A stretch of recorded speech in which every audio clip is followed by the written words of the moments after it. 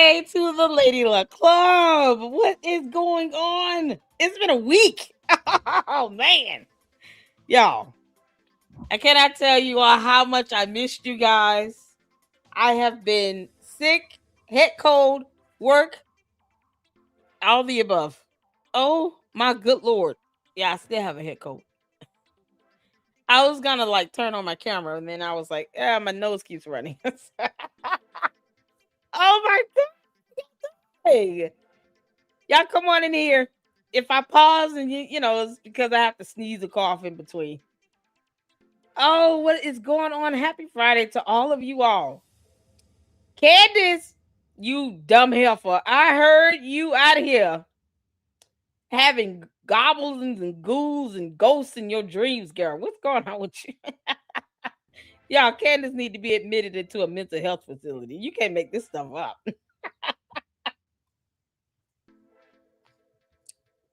Candace, you clown. I know you listen. Why do you keep dreaming with dead people in it? You understand that's not biblical or anything. God's still trying to figure out, like, how did we get here? Can't make this up. Candace having visions and dreams with dead people. Candace, you supposed to let the dead be what they are, dead. Yeah, you trying to disrupt and disturb the dead. And I don't understand. You want to have them in your visions and your dreams.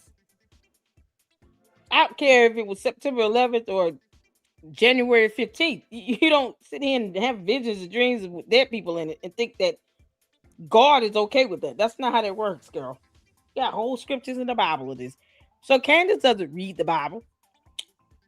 Nor is she a Christian, I guess, because I don't know what she's doing. All that witchcraft, girl, you better keep that nonsense over there. Keep that witchcraft to yourself, Candace. You dumb cult leader. You can't make this up. How y'all doing? Shout out to all of you all. Thank y'all so much for tuning in.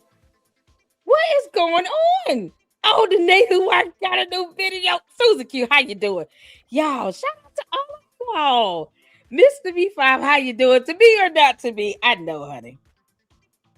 It's this head cold. That's the question. Shakespeare. What's going on? Susan Q, hi, Elsie. I missed you. I missed you guys as well. Hi, Sage. Shout out to my mods. How you doing, dear heart?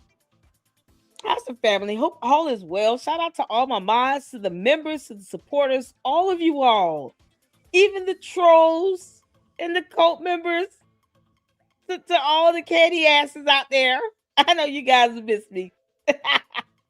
They'll be in here soon. Oh, you can't make this up. Y'all make sure you come in and hit that like button. We got to get the likes up this year on these videos. Let's get this channel growing. We're still on the road to 50,000. I take 4 days off. Not by my choice, though. By force. Because of work. And being cold. And having head cold. That doesn't mean that we're not growing in the LLC. So, let's hit that like button and get these videos up. Keep them up in that dumb YouTube algorithm. Yeah, the one that gets on all of our nerves. What's going on? I miss you guys. Y'all hit that like button and let me know what number like you all are. Hey, y'all. Brokeback said, what's up? Don't forget time travel. Oh, Lord. How bad is this, Candace? How crazy did you go? See, you haven't had me to come on live and put you in check this week. You know, I got to call her heifer at least once a day. She knows the drill. Got to call her heifer once a day. Got to sit here and talk about how she's a cult leader. You know, we got to do the normal things. It keeps her at bay a little bit. This whole, you having visions and dreams and time traveling with dead people and all this other stuff, girl. You need to go to a mental health facility, Candace. You need to cry on somebody's couch 4 days a week. No less than 4 days a week. And when I say cry on somebody's couch 4 days a week, you need to be bawling your eyes out, telling this psychiatrist how much you truly were in love with Charlie Kirk. Because you don't want to say the hard part out loud, so I'm going to say it for you. Candace Owens was in love with Charlie Kirk. The end. Can't make this out. She was in love like hell. She won't even let the dead rest. You're disrupting him at a point where he is no longer he's not here to deal with you, and you still won't let him be. Candace, leave Charlie Kirk alone. Hey, this has got to be some form of harassment upon the dead. You can't make this. That is harassing the dead. Daily Wire's done a video, and I am ready for a long live stream. I hope you all are. Y'all better hit that like button and go get you some popcorn and Kool-Aid. Weird. Weird. Go get you some popcorn and Kool-Aid. Because we got a long night, y'all. It's been our whole week. Y'all, this is about to be something else. The Daily Wire. Let's pull them up. Y'all, you can't make this up. I might start with that one. Candace, you done pissed these people off now. They ain't got a whole video going with you in it. Oh, man. Let's see here. Which one is it? Oh, shoot. I got to, is it Daily Wire Plus? Oh, Lord. Hold on. Do I know the name of the video? I might not even be on the right channel. Is it with Joshua Carr? Is that something else?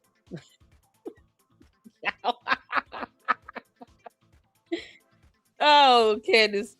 I'm here for them to mock the hell out of you. We're here for it. Yeah, it's so funny. Hold on, let me share my screen so y'all can tell me which video it is. I hope all of you all are doing well. I miss you guys. I did. I missed you guys. It's just been a week. It's been a week between work and this head cold, y'all. It's been a week. I appreciate you all for tuning in. Can y'all tell me which Daily Wire video this is? I have not. I am loving their videos. What's going on, Colleen? How you doing? The Bible forbids talking with the deaf. Exactly. Candace don't read no Bible.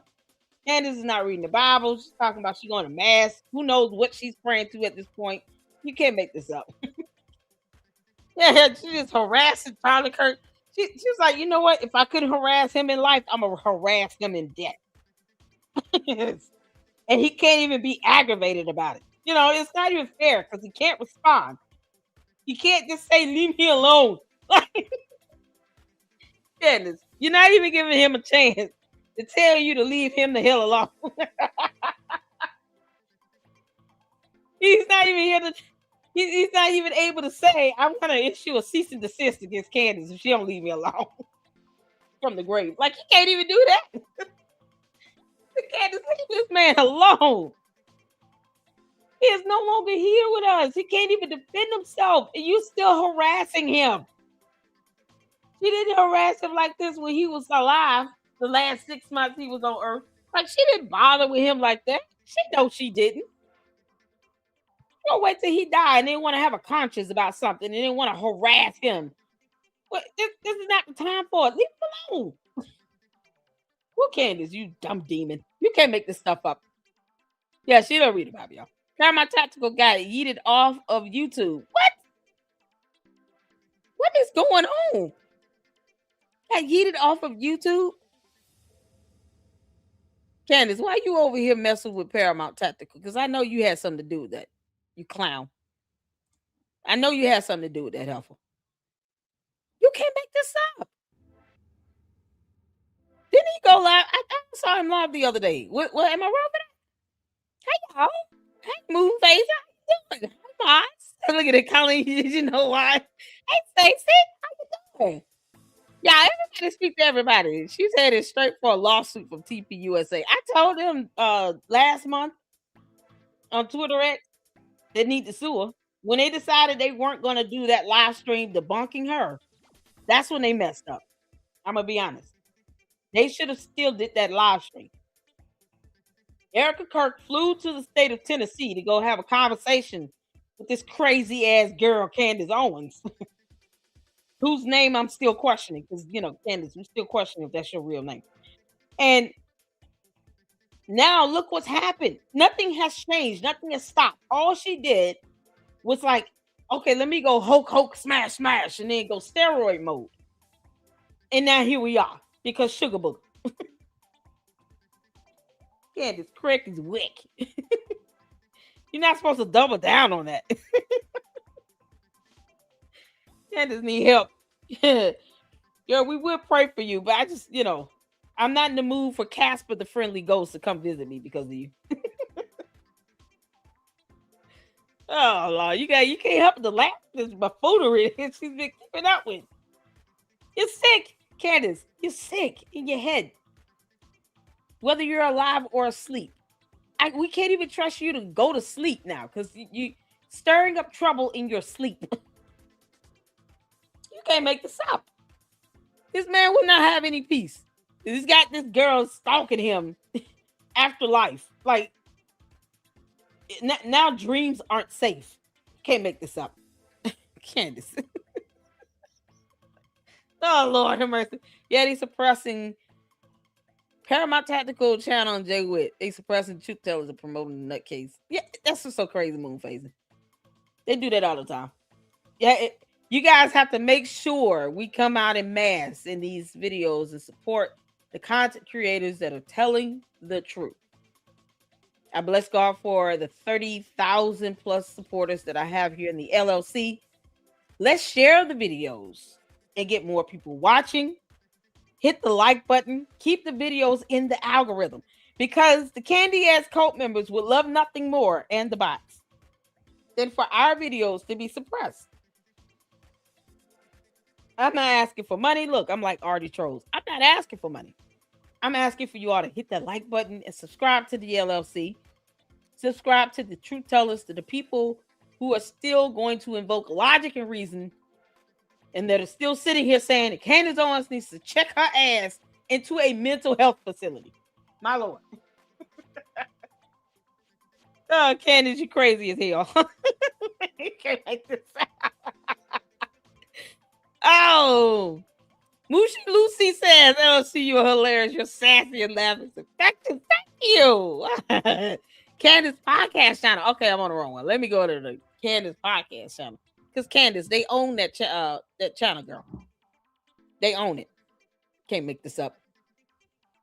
Now, you can't get back because they own this channel. And they well, I've got a friend with a phone. Yo, oh, is it? Which video is it? They own the channel. And they sitting here and they laughing at her ass. Is it a word for my sponsor? Egyptian Air. I've been going that long. Did I see this one? Obsessed with me? Oh, let's see this. Y'all, let's watch this one. That I genuinely feel like. Hold on. Candace, what am I going to see? Yeah, you about to get real mad. You can't have everybody shut down on YouTube because you don't like it. That's stifling free speech. The First Amendment is not just for Candace Owens. The dumb coat obviously still have not mastered reading. In the 4 days, I have not been able to go live. You can't make this up. You don't get to just stifle free speech, the First Amendment, because you don't like it. We don't care. Candace does not run this country. Candace Amber Owens Farmer, if that's her real name, is not the queen of the United States of America. She does not dictate or predicate how the First Amendment is not only interpreted, but applied to all. She doesn't have to like it. Get your ass off social media. Go take a nap and then tell us what happens in that. Can't make this up. Yeah, you're going to have people just making fun of you. They're going to make fun of you. You're going to have to grow a spine and get the hell over it. That's what you're going to have to do. Yeah, I get called names all the time by her dumbass cult members. Do you think I sit here? I don't just stop going live and doing videos because of that. I don't go after them trying to shut down their channels like that simply because they called me a name. Why are they being sensitive? It's so funny to me how they so sensitive and yet they lie like hell. They don't care that their cult leader is talking to dead people in her sleep. And they claim to be Christians and read Bibles. You can't make this up. Yeah, we're here for this. I don't mind fact checking. But Candace, you shutting down people's channels and stuff for what? Candace don't have a spine, y'all. You can't make this up. Okay, so I see these 3 videos, y'all. What's going on, y'all? My moms are up in here. I appreciate you all. Y'all, we are here. We are on it. One love, fam. One love. One love. What's going on, Mission? How you doing? Y'all good? All right, y'all. Listen, this is the Candace Owens podcast that Daily Wire still owns because they own it. Candace, they own it. Get over it, girl. This is one of the 3 videos that I saw. This is from 9 days ago. How did you see this? So we're gonna check this out. I guess we'll check out the other one, y'all. Y'all ready? Put a one in the chat where you can see it here. Let's get to it. Feel like that I genuinely feel like when you break up with someone and you have a crazy ex, that was how it felt like being fired from the Daily Wire. Daily Wire, the Daily Wire, the Daily Wire, the Daily Wire, from the Daily Wire, the Daily Wire, the Daily Wire, Andrew Clavin, my crazy ex-boyfriend, Andrew Clavin. The Daily Wire, the Daily Wire. He does some stuff, the Daily Wire. The Daily Wire, the Daily Wire, the Daily Wire, at the Daily Wire, the Daily Wire, the Daily Wire, and from the Daily Wire, and the Daily Wire, the Daily Wire, from the Daily Wire, take the Daily Wire, the Daily Wire, Ben Shapiro, Dave Smith. The answer to this question might get you kicked off the Daily Wire. I had to laugh at that. That's really funny. The Daily Wire, and the Daily Wire, my psycho ex-boyfriend, Daily Wire, Reagan Conrad, Jeremy Boring, the Daily Wire, Daily Wire, Daily Wire. Daily Wire with the Daily Wire and the Daily Wire. Brett Cooper out at the Daily Wire. Daily Wire, the Daily Wire. The Daily Wire, the Daily Wire, Daily Wire, the Daily Wire. Daily Wire, sign up for the Daily Wire. So I got fired from the Daily Wire. We're like, she's done. She's toast. The Daily Wire. The Daily Wire. The Daily Wire. Ben Shapiro. Fuck you and the midget horse that you rode in on.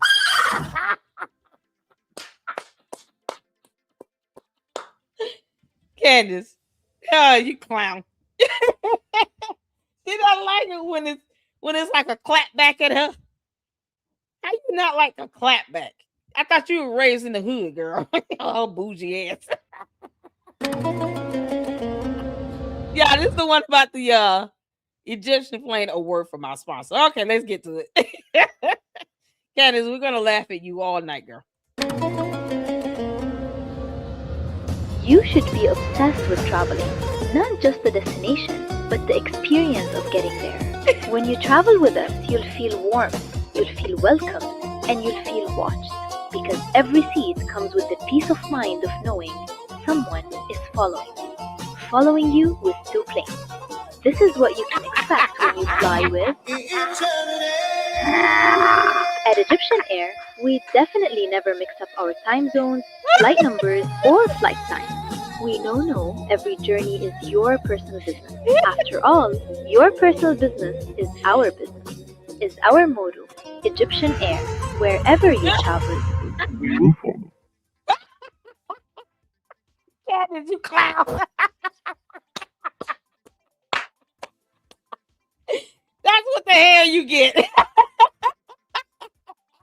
That's good.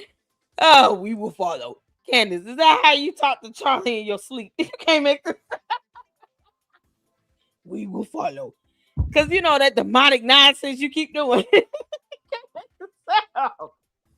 Yeah, she welcomes in demons and stuff, but she won't sit here and take a joke. You're insane, Candace. There ain't nobody scared of you. You can't make this stop. On one episode. So we got some Milk Bar, you all. Shout out to Milk Bar TV. Yeah, he's pushing through strong. We appreciate that. Milk Bar TV has a couple videos I have not seen, and then we got some Candace Owens videos. Y'all, how bad was it this week? Y'all tell me how bad was her shows this week, because it's a show. Candace, all you do is put on a dumb show. Okay, you're not a reporter. You're not an investigator. You know, you're not even a researcher. You don't read. You're not even a reader of books. You know, you're trying to sit here and soundbite Kanye West. I heard that's about as much as I heard. How bad was it this week, y'all?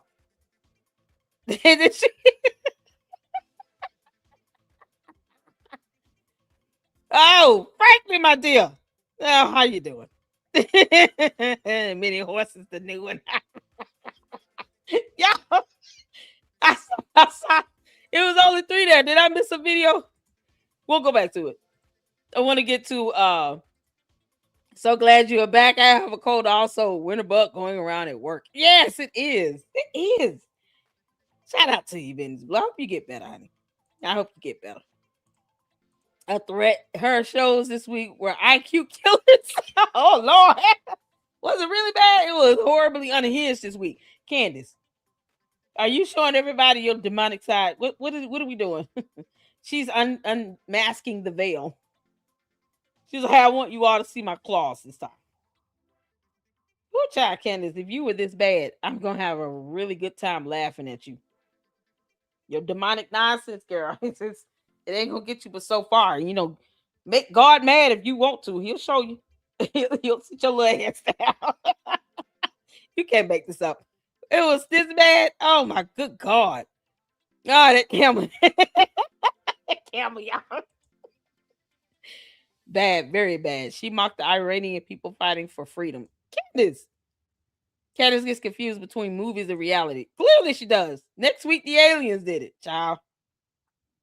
It wouldn't be the aliens. It'd be her home planet. You know, the Ewoks. Candace. Unga bunga ninga muga. Nika muga ninga bunga. That's her native tongue, y'all. You got to speak to her native tongue sometimes. You just, you know, ET phone home is not enough. You got to really go there. Because we don't speak cope with, you know, I'm trying to figure out the Ewok language. Girl, you alien. Will you get the hell off our planet and leave us alone? Can't make this. Yeah, I'm just laughing at Candace being an actual Martian with a green body. Picture this. Sicily, 1943. Candace been here for at least 6 good decades. It's just whatever they got flowing in their body on their planet doesn't let her age like it should. It's the only way you can just really take this in, because Candace, otherwise you would have everybody angry at you. You have no idea.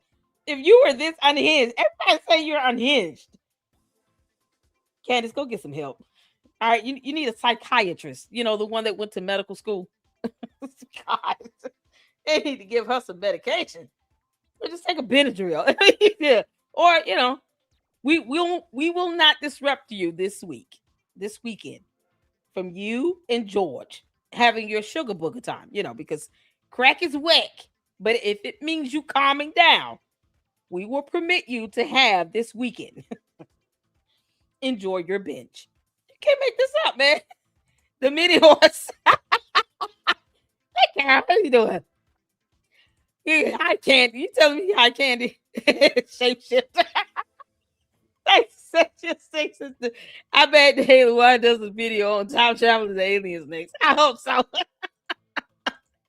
Candace said she was an alien. Candace just writes the material for everyone. I know, right? Hey, girl. How you doing? She's making big bucks. Yeah, we know that. Tell her to give me $100. Boo. Frank, send me a super. I haven't been on all week. You can't make this up. Y'all hit that like button. Thank you all so much. I appreciate you all for tuning in. Y'all, let's get to Milk Bar TV. Shout out to him. If I can get one of the mods to drop his YouTube channel link in the chat, go show him some support. Make sure you guys are hitting the thumbs up like button on his video as well as mine. And let's get to this one. We got 2, and then we get into her show. Oh Lord, Candace.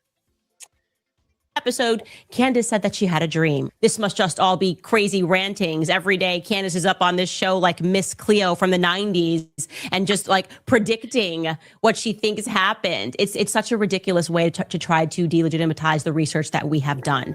I rarely have Candace, vivid dreams. And I did, in fact, have a very vivid one over the weekend. Charlie came to me and he told me that he was betrayed. And I don't know who exactly it is that betrayed him, but I also felt in the dream that Candace, you're going to disturb this man in death only for him to not tell you who betrayed him. What's the point?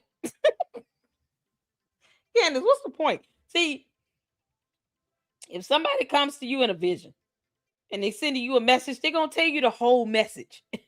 They're not giving you this stuff in parts.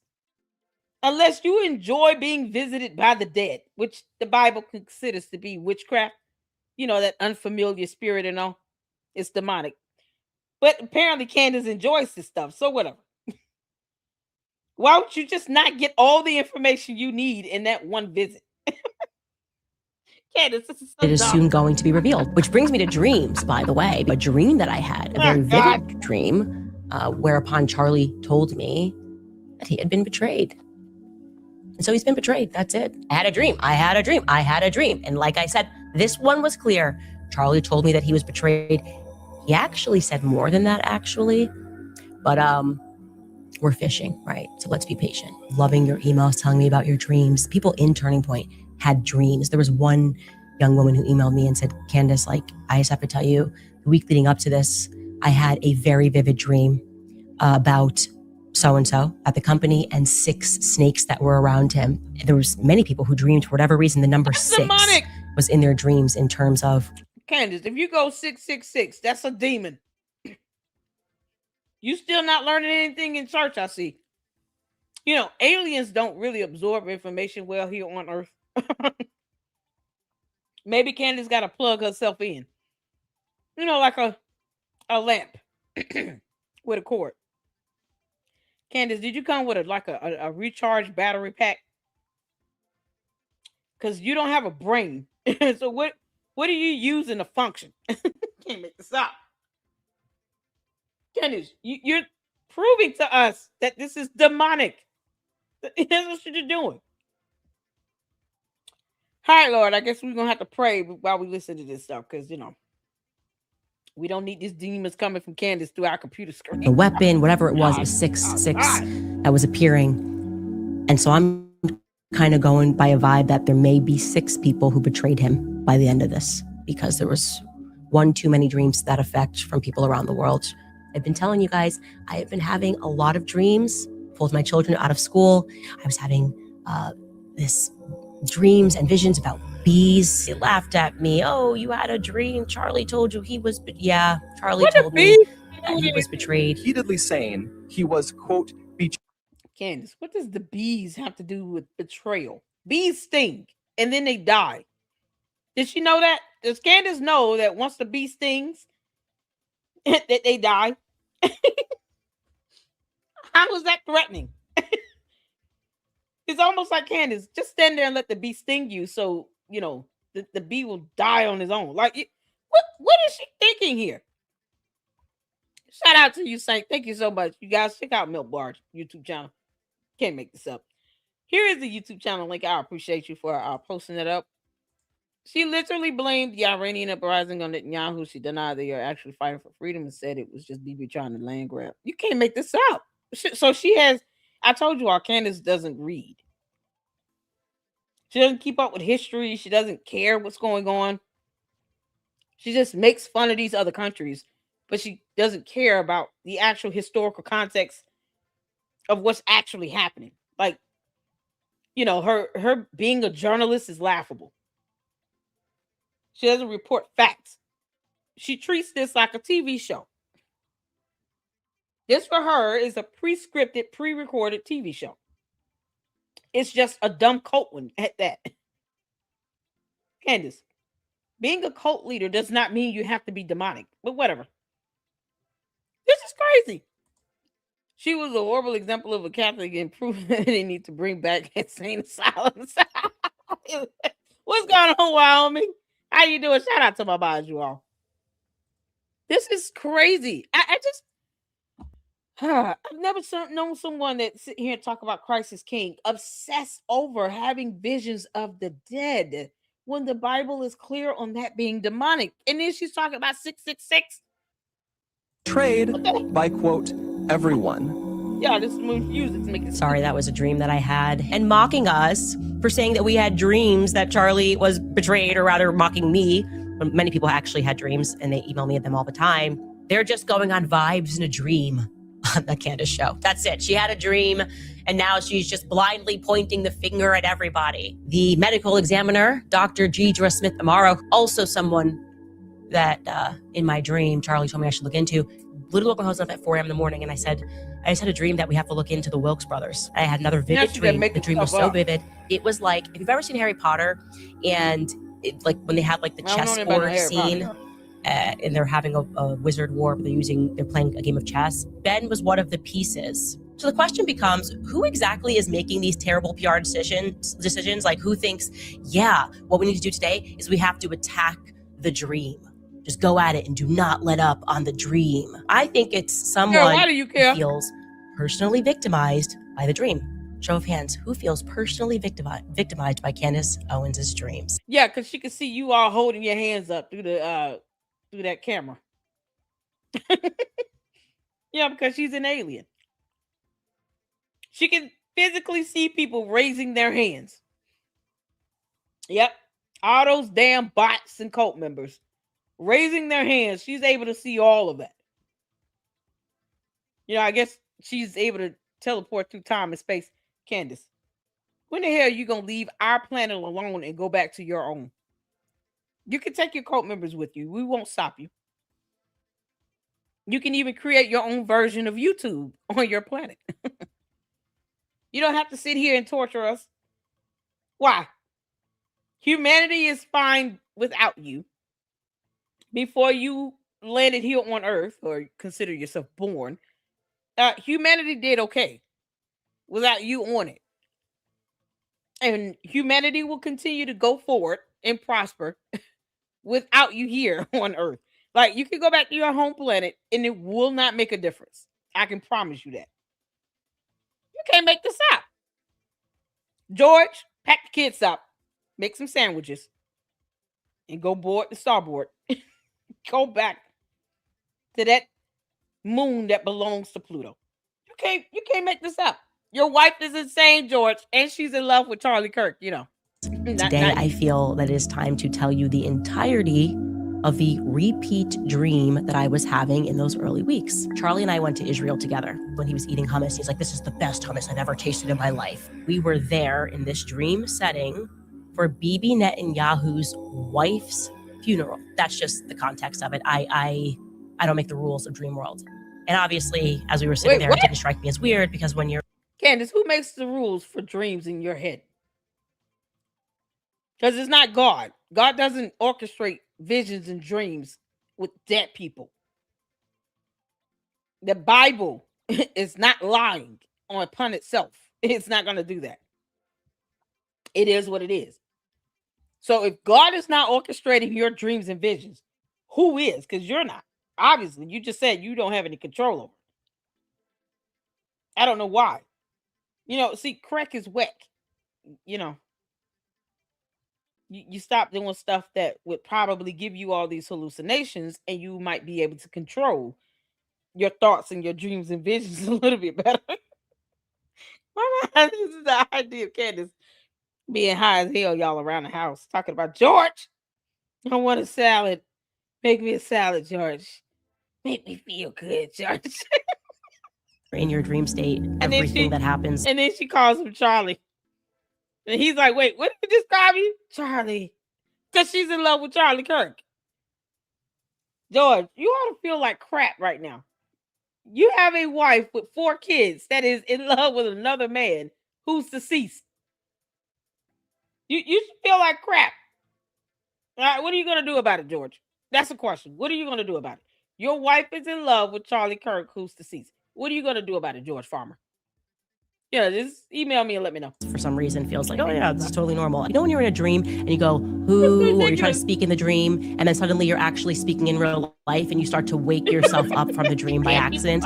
That's what kept happening. Whenever I would try to listen to what he was saying, it sounded like he was underwater. So I was frustrated by this. I can't get to the part where you tell me who betrayed you.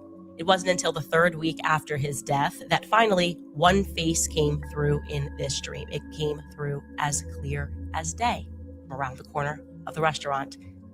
And that's a good question, Wyoming.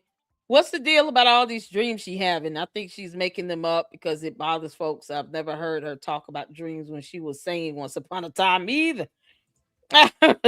Oh my God, yes. What's going on? How you doing? I don't know what Candace's deal is. I mean, Candace, she's high. She's high as hell, that's for sure. The hallucinations are somehow in her mind real. Candace, you can't mix drugs with like sleeping pills and stuff like that. You know that, right? You can't mix that stuff up. And then you can't have like alcohol. Don't drink a glass of wine or anything. You know, the sugar booger and the wine and whatever else you taking that Andrew Tate is handing you. You can't take those things all at one time. You're only like 105 pounds. That stuff is going to have a profound effect on your body. She's probably seen Mickey Mouse, the Smurfs, Cookie Monster, Big Bird, Snuffleupagus, and E.T. all at the same time. she right before she goes to sleep. So who knows how crazy her visions are when her hallucinations have got to be a whirlwind. And add on top of that, she's a damn alien. You can't make this. It was Andrew Kolbetz. I said, I rarely have vivid dreams, but I had one clear as day this weekend. Charlie came to me. I believe his soul is in purgatory, and I believe that you know much more than you've said publicly or privately. And Andrew, Candace, part where you tell me who betrayed you. It wasn't until the here. third week after his death that finally one face came through in this dream. It came through as clear as day from around the corner of the restaurant. And it was Andrew Kolbetz. I said, I rarely have vivid dreams, but I had one clear as day this weekend. Charlie came to me. I believe his soul is in purgatory, and I believe that you know much more. Candace, you believe that Charlie Kirk's soul is in purgatory? You understand what that means?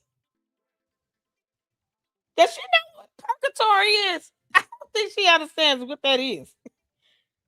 Candace, you got to look this stuff up on dictionary.com. I told y'all she don't read worth a damn. Do you understand what you're implying? Her cult members are okay with this. You know, the ones that pretend like they actually like Charlie Kirk and TPUSA when they don't. You cannot make this up. Why are you saying that Charlie Kirk's soul is in purgatory? Isn't that hell?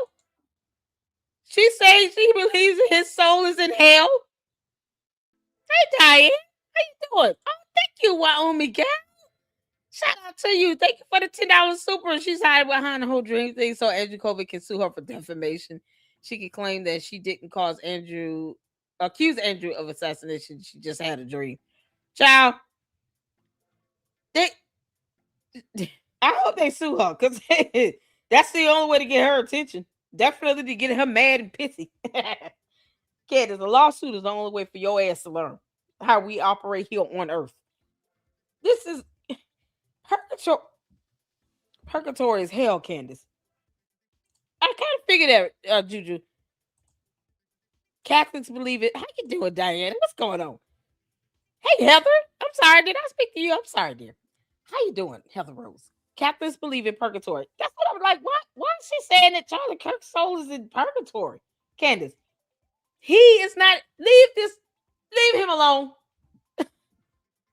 Stop obsessing over Charlie Kirk. You're obsessed over Charlie Kirk. We know you're in love with him. You tell us this every day, every time you're talking about dreaming about the man. Y'all, Candace really dream about him running on the beach holding her hand with a six-pack with just some swim trunks on. And then they just kind of run up to like two kids they had together. All this in her head. That's what she really dreaming about. She don't want to tell nobody that. She want to sit here and accuse Charlie Kirk's soul of being in purgatory before she actually admits that she's in love with him, wish she married him and had two kids with him. That she wanted to be his wife. Like, that's easier to admit, but why won't she just admit that? Candace, you're in love with Charlie Kirk. George ought to feel real small and stupid right now. You can't make this up. You know, he'll just run to his buddies in the Bully Down Club.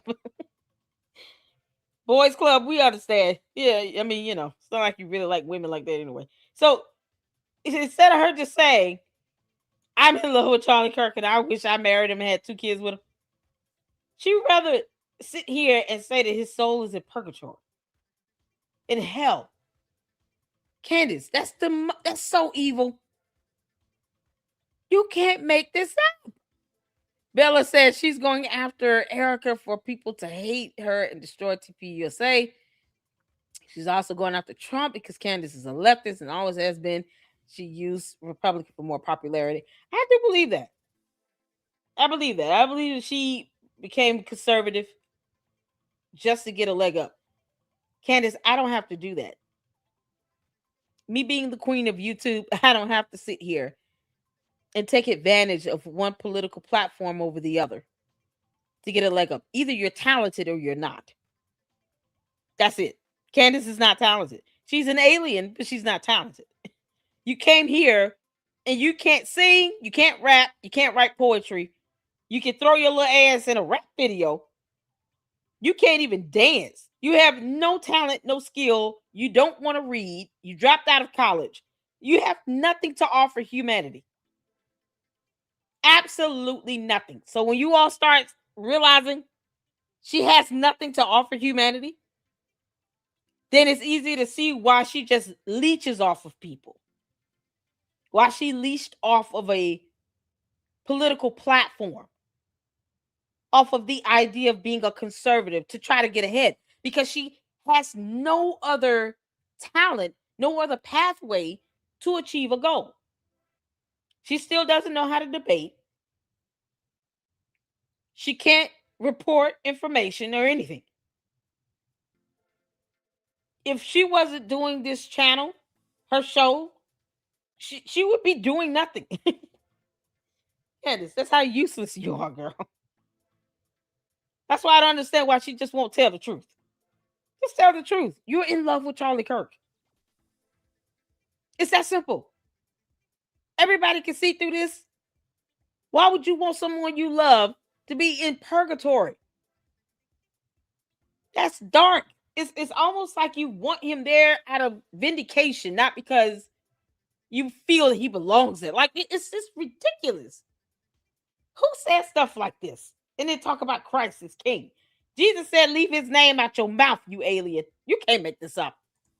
All right, y'all. Come on, half a... Than you've said publicly or privately.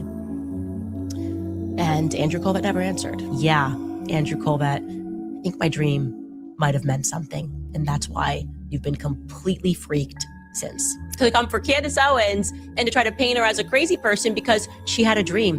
And I'm sticking with the dream. To have people then mock me for saying that I had a dream. It is so deep. It is a knowing. It's not even a feeling. It's a knowing. It's not a dream to me. It's like a prophecy. It's like Charlie was betrayed. I don't know what else to say to you. But I encourage you all to dream.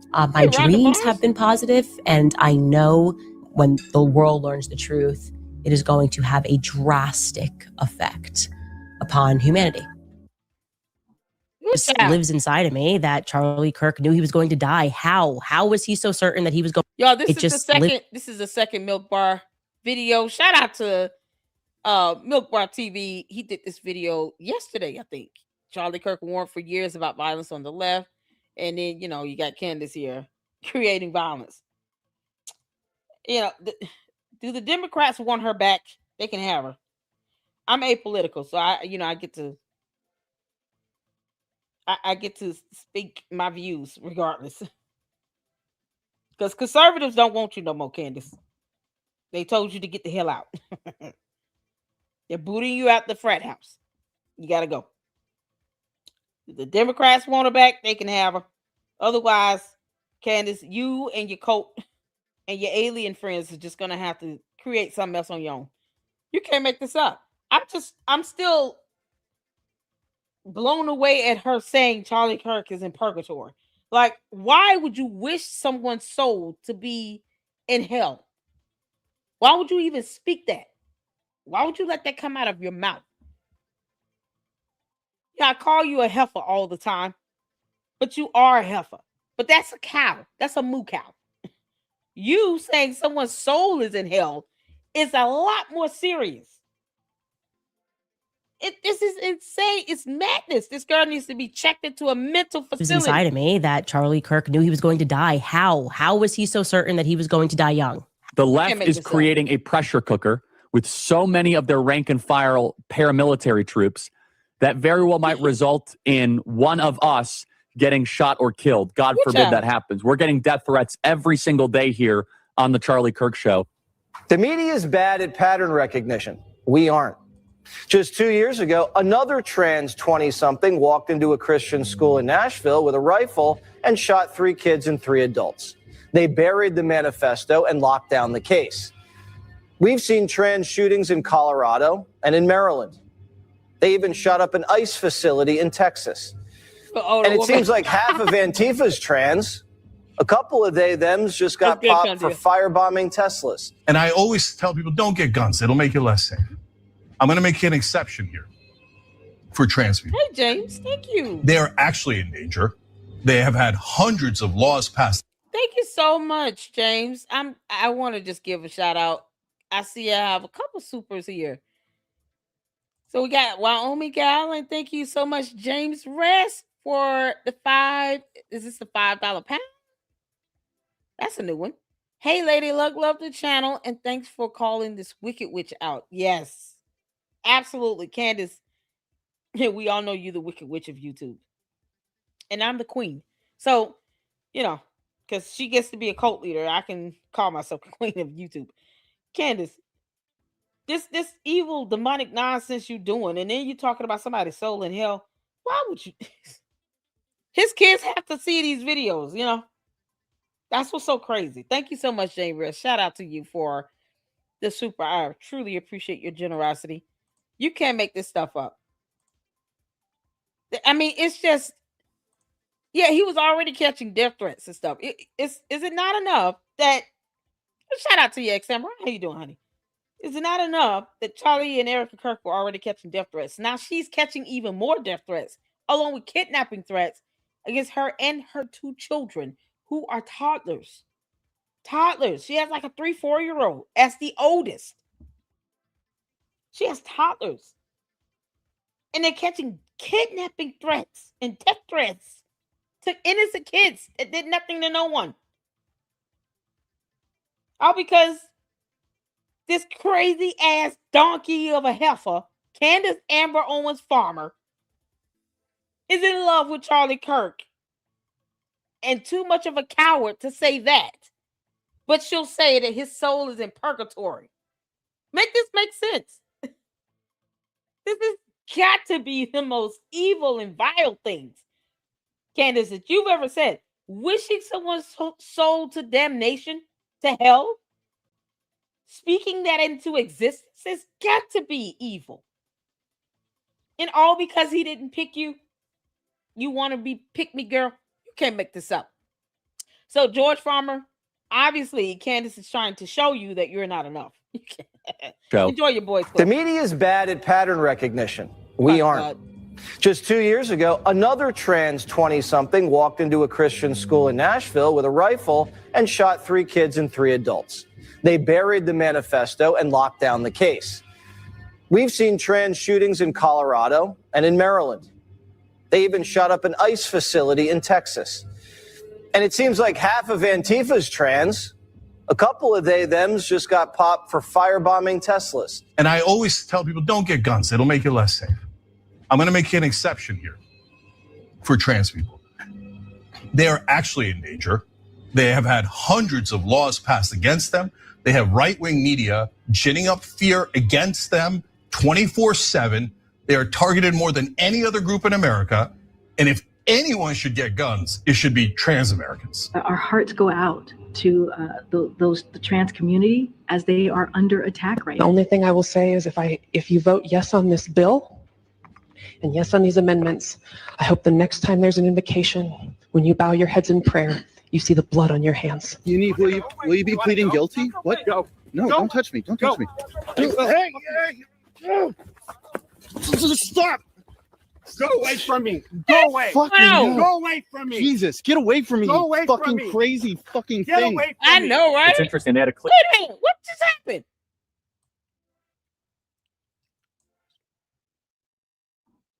This is ridiculous. It's called battery. Why they didn't go to jail? Get away from me! Go away you fucking from me. crazy fucking Get thing! away from me! It's interesting. They had to clear out this entire room. It threw a curveball in our entire day. Yeah. But it was actually one of the greatest things because I was like, wow, they're actually doing their job to protect him from someone assassinating him. This is my question. Someone's going to Are you concerned about that? Yeah. But what I saw today actually gave me a lot of hope that the Secret Service is really taking their job seriously. I know people have to wait long lines, and I say, okay, well, do you want him to be protected or not? And I think people understand that. Am I worried? Worry is not the right word. I'm afraid someone's going to try. And because what else do they have left? Charlie Kirk knew he was going to die. How? It really helps now that I can text the FBI director. That is very helpful. Hey, Cash, here's a social media post. They say they want to murder me. On it. So do you know how many transgender Americans have been mass shooters over the last 10 years? Too many.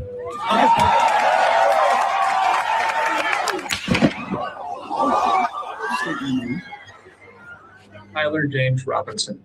Robinson's mother explained that over the last year or so, Robinson had become more political and had started to lean more to the left, becoming more pro-gay and trans rights oriented. She stated that Robinson began to date his roommate, biological male, who was transitioning genders. Trans, it's a trans person. We've talked about this and and like, I just knew spiritually as soon as I found out that Charlie got hit that this was bigger than that. I just knew. What? All right, you guys. Oh, Candace, this is why he didn't marry you. Because I see deep down, Charlie Kirk saw through Candace Owens, the alien that she is. He saw through that. And I'm not trying to tap into his love life or anything like that. I'm just saying, Candace, you're not hard to figure out.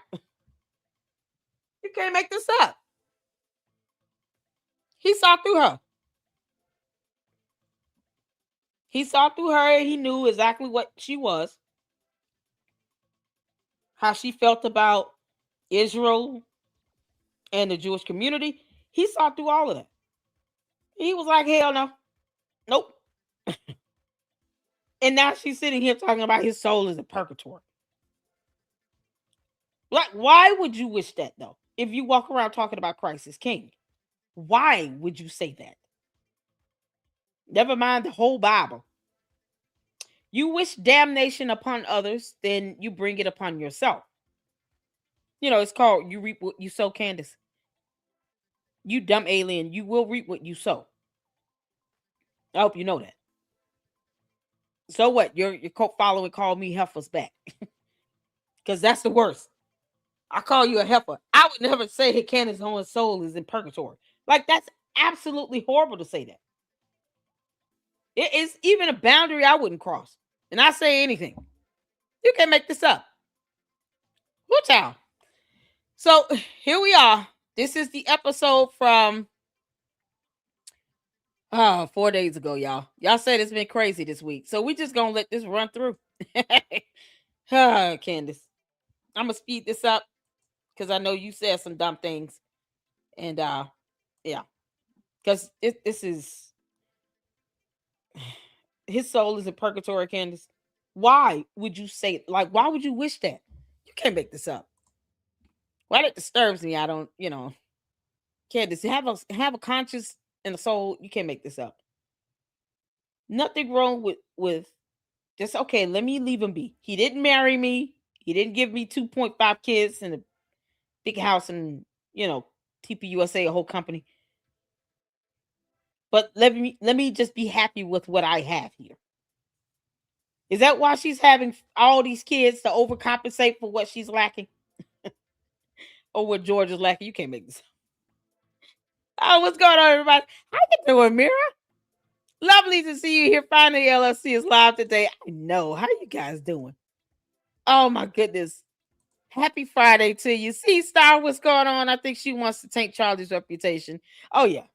She wants to destroy this man's whole life. Any and everything that he represented, she's trying to single-handedly tear it down because he didn't pick her. That's what this comes down to. I'm telling you all. It comes down to Candace Owens being a scorned woman. Because hell hath no fury like a woman scorned. I want y'all to keep that scripture in mind. The word of the month here in the LLC is hypocrisy for a reason. Candace, you are the biggest hypocrite that's ever crash landed upon our planet. you Ewok. She is a woman scorned, and she's just retaliating all this nonsense upon anything and anyone that reminds her of Charlie Kirk, because she refuses to be a big girl and face the fact he didn't pick her. And now she wants to be scorned. You can't make this up. There's no such thing as purgatory in the Bible. Exactly. God. She just, it's clear Candace seriously there answering your question. Even Charlie answered her questions by leaving his concerns behind on his videos. Exactly. No purgatory in the Bible, Candace. Candace. Candace. There you go. Yeah, I mean, and to even say that you wish someone soul to hell is wishing damnation upon them. You don't get to do that, Candace. You don't get to do that. Leave him alone. You're already upset that he didn't pick you. We get it, Candace. Candace. Leave Charlie Kirk alone. Stop obsessing over him. You're brooding and obsessing over him. That's nothing more than Candace unraveling. She's sick in her head. She's having a psychotic breakdown. And we all saw this coming. And you can't make this up. George, do us all a favor. Drop her ass off at the nearest mental health facility and leave her there for a good 2 weeks. We don't have to see Candace again until February. March 1st. Let her go there and be there till March 1st. That way we can all enjoy any and everything else happening in life. You can't pick this up. Now she wants to sit here and torture this man. Who's dead. He's dead. Never mind his wife, his kids, nothing. Candace don't even care about her own kids. Because they've got to grow up and wonder, why is my mom obsessing over somebody that's not my daddy? Like, seriously. So she's gonna pay the price for this. God knows how to get you, Candace. God knows how to get you back. He knows how to sit you down. He knows how to ensure that you eat your words. He knows how to do it, and he will. Candace, you got it coming. All right, y'all, let's get to this. This is the episode for Monday, I believe. And then we're just going to run through from there. Buckle up, get your popcorn and Kool-Aid. Let's go. Guys, let's get started. Happy Monday. You are not going to believe it. You're not going to believe it. You probably will believe it at this point because all of it's so unbelievable that we now believe it.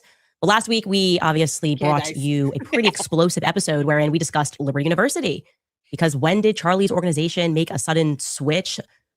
Suddenly, everybody's discussing faith as opposed to his initial goals focused on the free markets and capitalism. When did Charlie's organization turn into a church?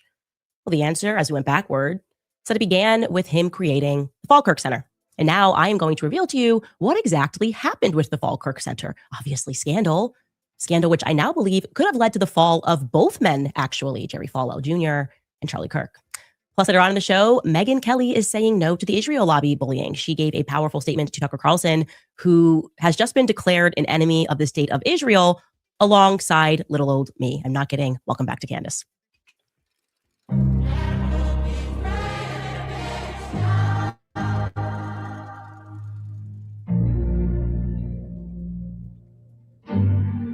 Candace, why the hell are you trying to Where should we begin, you guys? Let's just say that there have been a lot of misguided PR operations since Charlie Kirk's assassination. And I think that that is putting it mildly, right? A lot of PR blunders, so to speak. Let's see, there was a Operation He Wasn't Catholic Curious, followed by Operation Candace Hasn't Spoken to Charlie. I don't know. I can't get into my Instagram account. Did she delete all her photos? Candace, you can delete whatever you want. We all know you in love with Charlie Kirk and obsessed over him. That is interesting, though, if she did that. Why would she do that? In years, followed by Operation LOL Egyptian Planes, followed by Operation Debunk Mitch in Fort Huachuca with baby mama drama, Huachuca mama drama. That was a lot. And I guess what I really mean when I use the word misguided is that whoever is in control of these operations has a bit of a lead foot. You know what I mean? Too much gas on the pedal at all times. The media. Candace, never mind the fact that Mitch Snow has 2-3 protection orders granted against him. Yeah, and he refuses to just get damn divorced. trapping his wife into a divorce battle for 10 years. Make that make sense? So the conversations you two had off screen, because we all know you plotting and playing with this nonsense and concocted this stupid ass story that backfired on you. You didn't tell him, why don't you just give the woman a divorce and leave her alone? You couldn't tell him his little weak ass to do that. That little punk is forcing a woman into a marriage with him, as opposed to just saying, I'm going to go ahead and go through this divorce settlement and be done with it. While he gets other girlfriends on the side, because they ought to feel stupid about that. You didn't tell him, you know what, before you cash out this $250,000 that, we're somehow raising for you because, dumb reasons. Give the woman a divorce. Let's not hold her hostage in this. Why do you have all these protection orders? That means you're violent. That makes you less credible. In order for our plan and our plot to work, you can't have 3 and 4 protection orders granted against you from all these women. You need to get your shit together. You couldn't tell him that. No, she rather mocks fun of baby mamas, because Candace, you can be one too. George is going to divorce your dumb ass. Keep on, girl. Force that's being applied to these psychological operations, they go from 0 to 100, has sort of made the panic behind them pretty obvious to us, the public. It feels like there is someone who has a lot of money to spend, but maybe that person who is in control of spending the money happens to be an idiot. Like he's just phoning people up, like, I'll give you $600,000 and have that money transferred in your account with Bitcoin today. If you just say these words, Candace has gone crazy. Charlie wasn't Catholic. Mitch is baby mama's. It's a crazy man. Crazy. Everybody's crazy. The expression used in the UK that my husband uses is rich and thick. That's used to describe a dumbass who has a lot of cash on hand. Okay. Now, frankly, I have to say, Candace, you're a dumbass without a brain. What does that make you? You heifer. Yeah, we're going to come up with some clever terms to call you, girl. If she want to sit here and rich and thick, that describes Candace perfectly. A dumbass who's rich as hell. Because, you and George are worth $244 million. That's not little money. And you're about to lose most of it in a Macron lawsuit. Because you're a dumbass. You can't make this up. Yeah, I'm so glad you know how to talk about yourself every once in a while. Retrospect. The weirdest operation of all, which still persists today in little pockets of the internet, was Operation LOL. Candace has dreams. Why did she talk about her dreams? How dare she discuss her dreams? Only weird people have dreams and then tell others about she them. About herself in the third person. Dreams are ridiculous. They shouldn't be listened to. So the question becomes, who exactly is making these terrible PR decisions? Like, who thinks, yeah, what we need to do today is we have to attack. Candace, we asked the same thing of you. Where are you conjuring up these dumbass ideas from with Mitch Snow, the visions, the Egyptian planes that meant nothing, Fort Huachuca that meant nothing? Why are you coming up and just throwing spaghetti at the wall? You could literally talk about a book in your dumbass book club. We can laugh at that too. Yeah, let's all laugh at the idiot on the screen. You can't make this up. Man, my freeze frames are epic. Look at that. Candace, now we're really laughing at you. Yeah, that freeze frame is something else. 10 points for that freeze frame. I just paused, you all. I promise you can't make this up. See, God operates in mysterious ways. Candace, you're still a helpful. The dream. Just go at it and do not let up on the dream. I think I know the answer. I think it's someone who feels personally victimized by the dream. Show of hands, who feels personally victimized by Candace Owens' dreams? And to be honest, it's sort of hilarious that I didn't put 2 and 2 together sooner than today. So let's go backward, okay? In the immediate 3 weeks following Charlie's assassination, I was obviously in a haze. I'll be honest, I think I told you this before, but I was not sleeping, I was not eating, and I was having incredibly vivid dreams. I began dreaming like I hadn't dreamed since I was a child because it was every night. And to be honest, it was overwhelming. I didn't like it. I felt like Charlie was haunting me. It stressed me out. I expressed that to my husband through many tears. He told me that I should consult a priest, which I did. And we spoke about souls in purgatory. Why? Anyway, today I feel that it is time to tell you the entirety of the repeat dream that I was having in those early weeks. It was actually a replay of an actual lunch that Charlie and I did have in the past. Back in 2018, Charlie and I went to Israel together. And in the dream, we were sitting in the exact same restaurant on a patio, and Charlie began the conversation saying something that he actually said, a real memory from that trip. Charlie was sitting on the patio and he was eating hummus. He's like, this is the best hummus I've ever tasted in my life. A dramatic oversell. I always feel there are certain places that people hype so much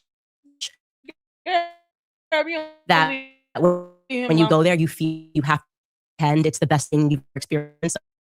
And truly, Israel, I didn't love it. It felt like we were on a tour. People were sneering at us. I just didn't love Israel. I've expressed that many times in the past, but Charlie was getting into the character. It was the greatest thing he had ever eaten. Anyways, the setting of this. Candace, let that man have hummus. What is wrong with you? Yeah, I've never had hummus. Can you believe that? I've never had hummus. If he wants to eat hummus and pass out because he believes it's the best thing ever, let him. What the heck is going on? She wants to control everything. Candace, you dumb demon. You don't get to control another person and what they like and don't like. You know, for instance, you don't get to control the fact that Charlie Kirk did not marry you. Oh man, 10 points for me. Candace, I know you've missed me, Heifer. You don't get to control how someone likes you or the aspect of another man marrying you. He didn't want to marry you. You weren't it. The end. He married another woman that he loved. You were not it. You're the alien that decided to try to leech off of him, apparently.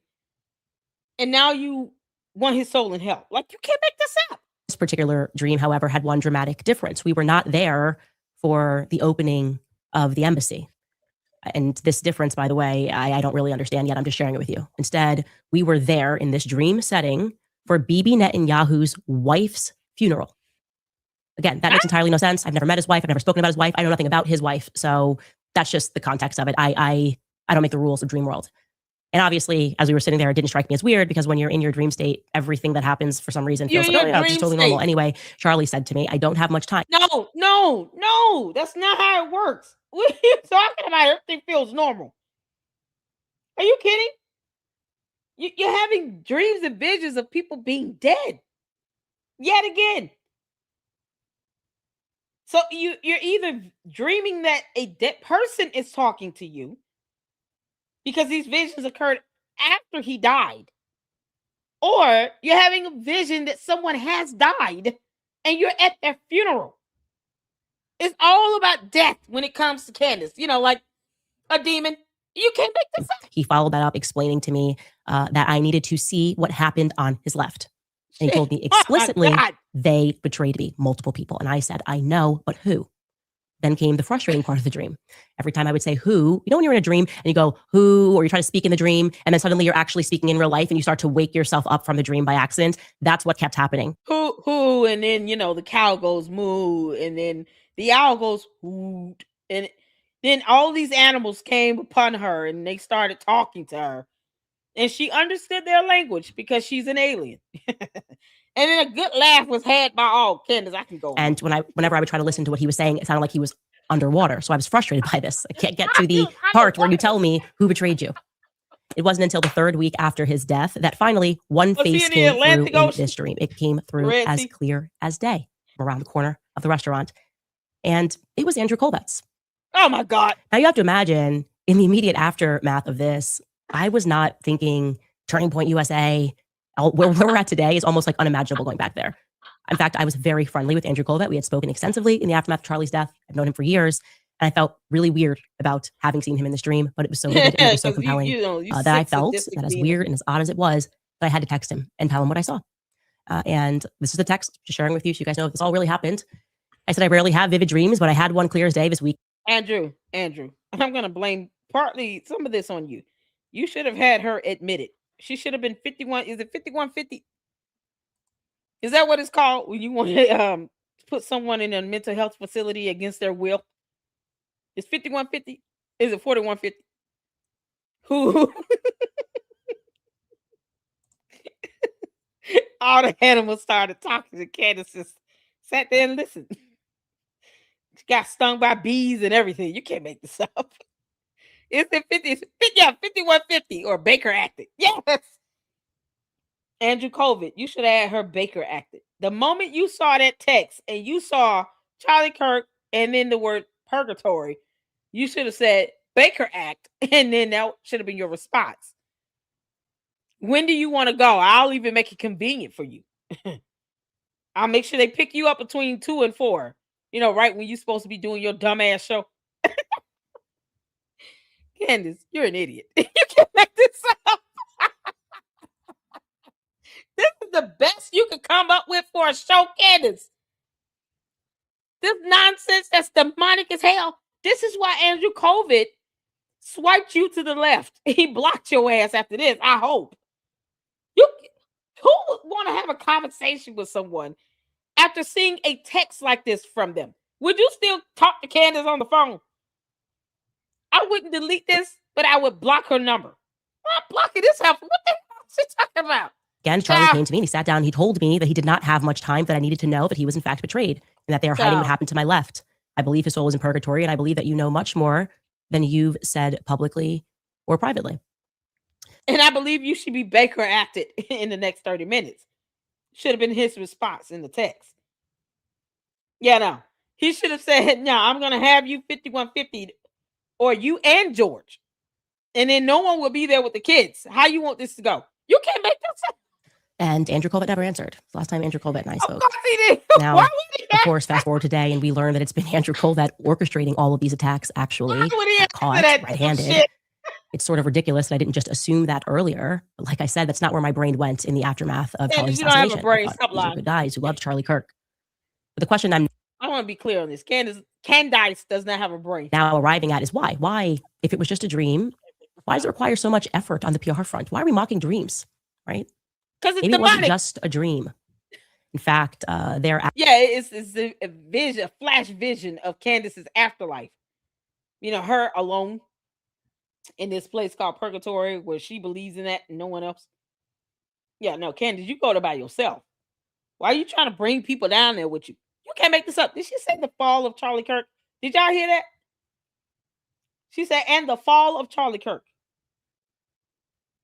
What do you mean the fall of Charlie Kirk? What did he fall to? What just click in my mind? Did y'all hear that?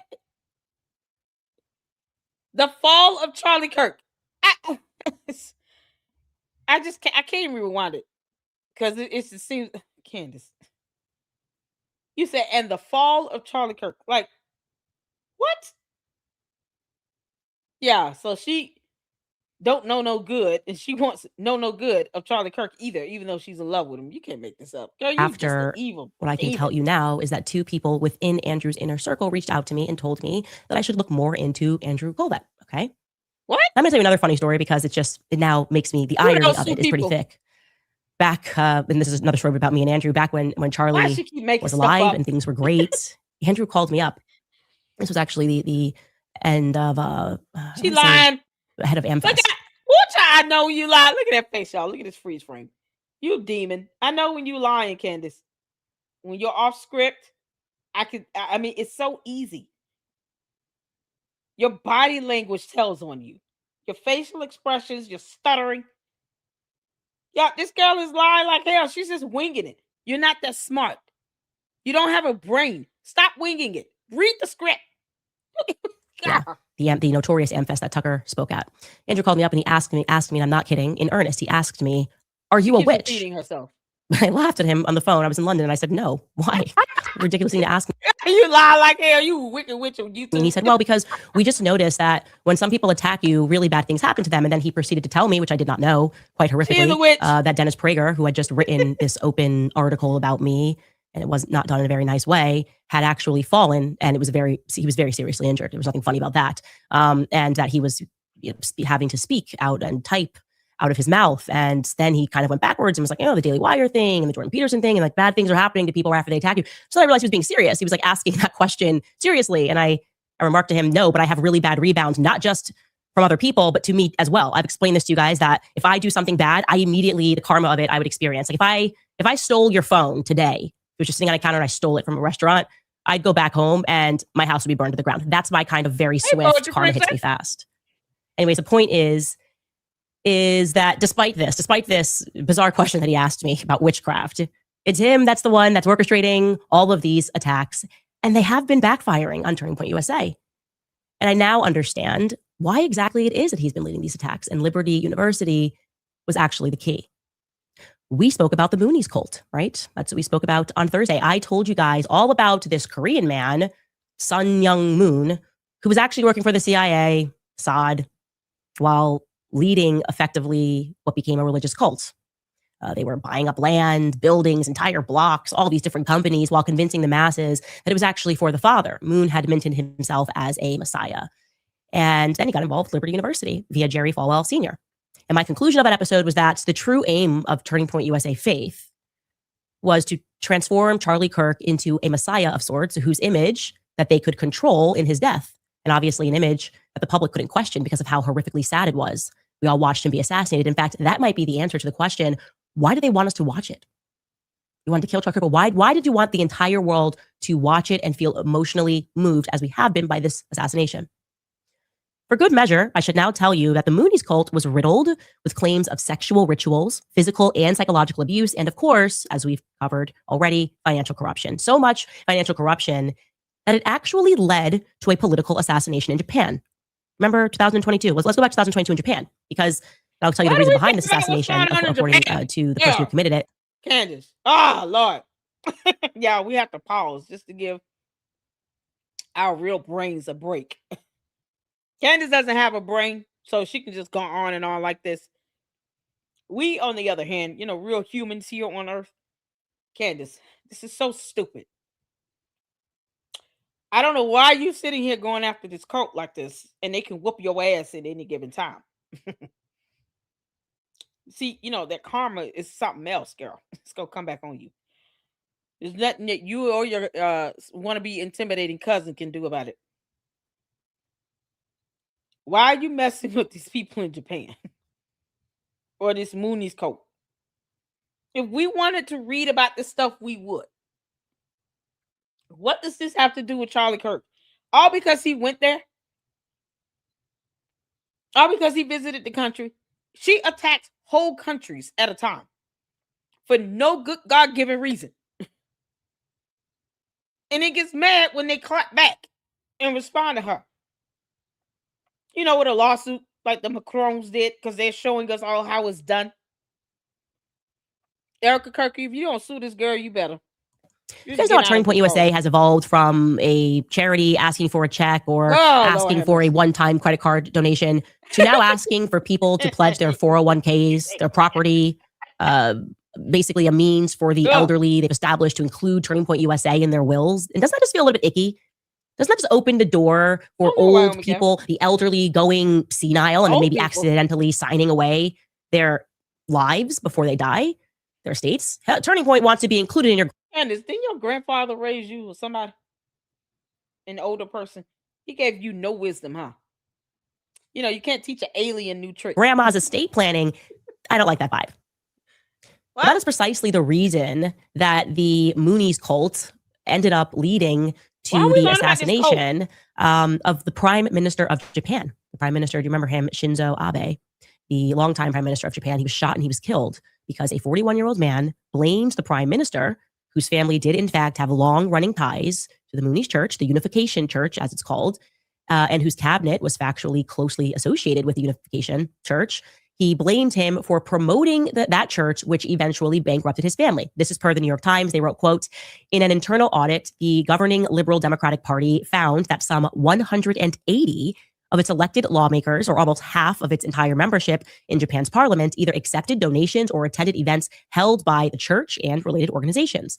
That is ringing a bell here.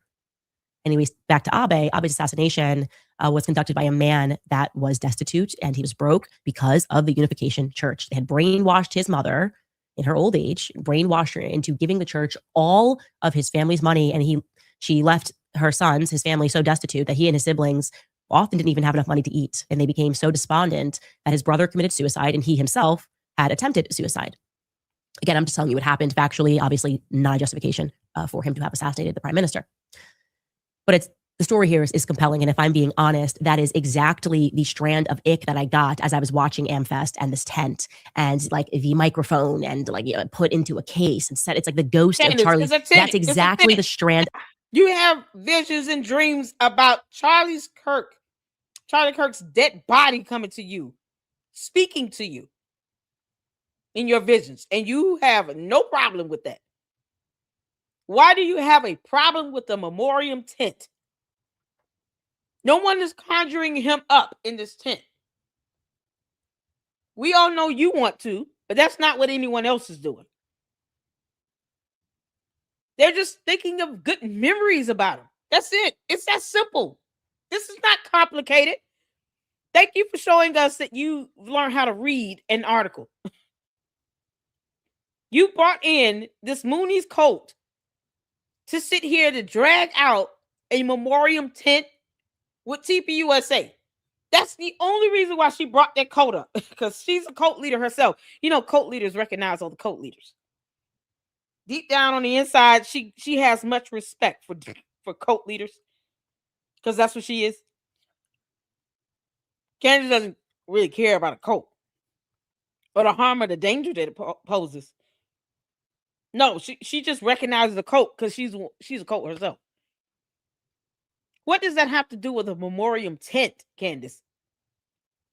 You're literally trying to force things to connect together when it doesn't. We're not in the mood to learn how you and your alien friends think on your home planet.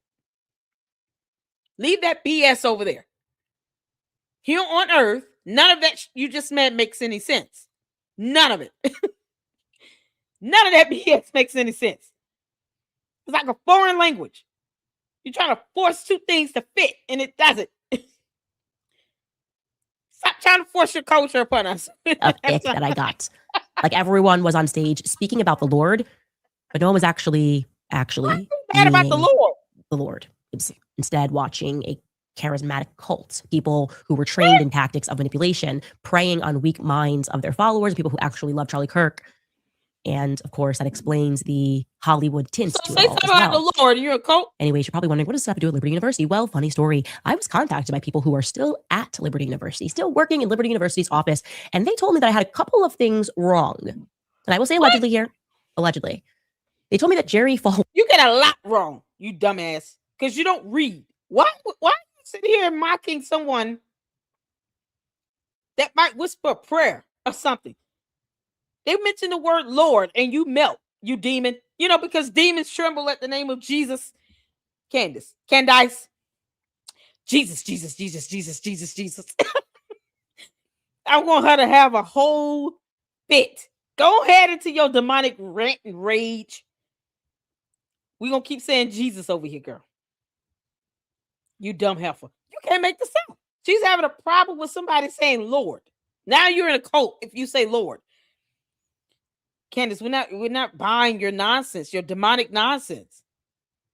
You're not going to get us to stop worshiping Jesus Christ. Like, you're not going to do that. You're not going to turn Christians away from Christianity, recognizing our Lord and Savior, Jesus Christ. No one ever said that Charlie Kirk was Jesus. You're doing that because you're obsessed with him. Don't force your obsession on us. No, thank you. Keep it to yourself. You and your demonic visions. You keep all that to yourself.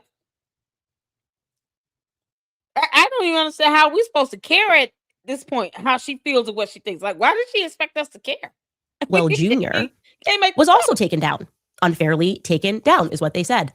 Essentially, the entire pool boy scandal, that was the sex scandal that took out Jerry Falwell. And the circumstance which Jerry Falwell eventually spoke out about actually himself, confirming this person's side of events, was that his wife was indeed having an affair with the pool boy. And that affair was then used to generate a ton of articles. And then... Yeah, I'm definitely convinced Candace is no longer a Christian. Yeah, because, you know, that demonic nonsense she puts up on a pedestal and all. I'm right with you, Poetry Princess. She is not a Christian. Used to force his ouster out of the church. And this person claimed that it was corrupt pastors, evangelical pastors, that wanted him out and wanted to put an end to the Falkirk Center. Okay, so to back this up, Charlie Kirk and Jerry Falwell came together and established what was the precursor to Turning Point Faith. I was around for that. The aim was to harness the energy of Charlie's brand with the youth and to turn that into ministry for evangelicals and to inspire young people to go to Liberty University, to sign up and to go to Liberty University, because Jerry Falwell Jr. had turned it into a very profitable school. And he had separated it from the church, wanting the finances not to be mingled with the church, which was something that his father had not done.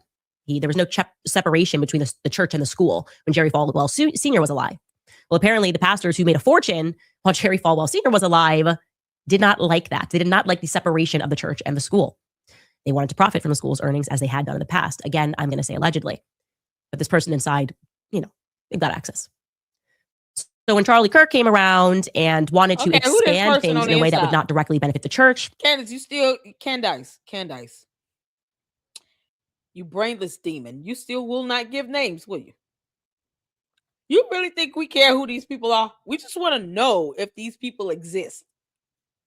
It's not like I'm not going to personally go behind everybody that she name drops like this. If she did give a source, because, they don't exist in our world, in her reality, in her, brainless mind, her sources exist. But here on earth, in our reality, the rest of us are living here, we know these sources are not real, okay?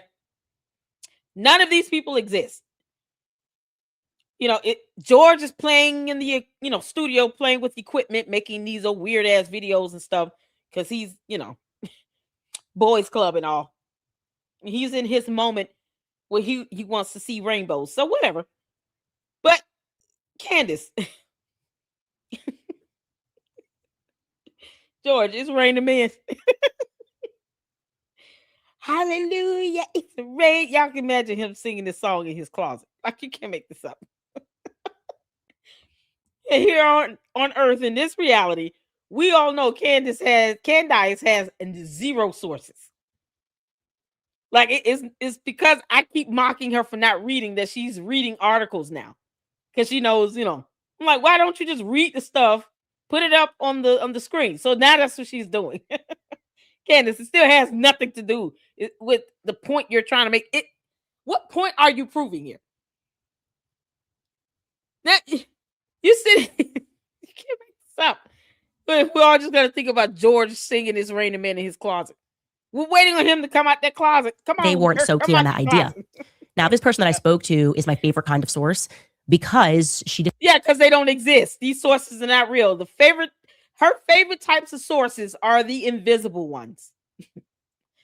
They're not real. The Invisibles. Is that a movie? Or The Invincibles? That's a show. That's a show. It's a cartoon. Yeah, The Invisibles. Those are her favorite type of sources. One she gets to make up. And if she does bring them on screen, she paid him $250 million through fundraising. Candace, we figured you out, you dumb demon. Disagrees with me passionately on the topic of Israel. She said, I have to speak up irrespective of that because what they did to Charlie is wrong. And they're lying about what happened. And I know that something is not right with these pastors because I know the these imaginary men. friend has a conscience. So yeah, they established Jerry Falwell, Charlie Kirk, the Fall Kirk Center in 2021. And I want you guys to remember that, interestingly enough, when Charlie Kirk was meeting at Liberty University about establishing that Fall Kirk Center, a certain Johnny Moore inserted himself into the meeting, the planning sesh, so to speak. He just pulled up a chair. Now, you remember I told you about this Johnny Moore character. At this time, in 2021, when he was back on their campus, there was no reason for Johnny to actually be there, even though he kind of grew up on the campus. He did. Johnny had been at that campus since he was 14 years old. We'll get into that. But he had quit his job as the lead pastor of Liberty University back in 2014. And yet here he was coming up with a reason to be there, snooping into Charlie and the Fall Kirk Center. And you should know that when Johnny left Liberty University in 2014, he went to Hollywood to start the PR company, The Cairo. Y'all know what's about to happen now. Here's Johnny.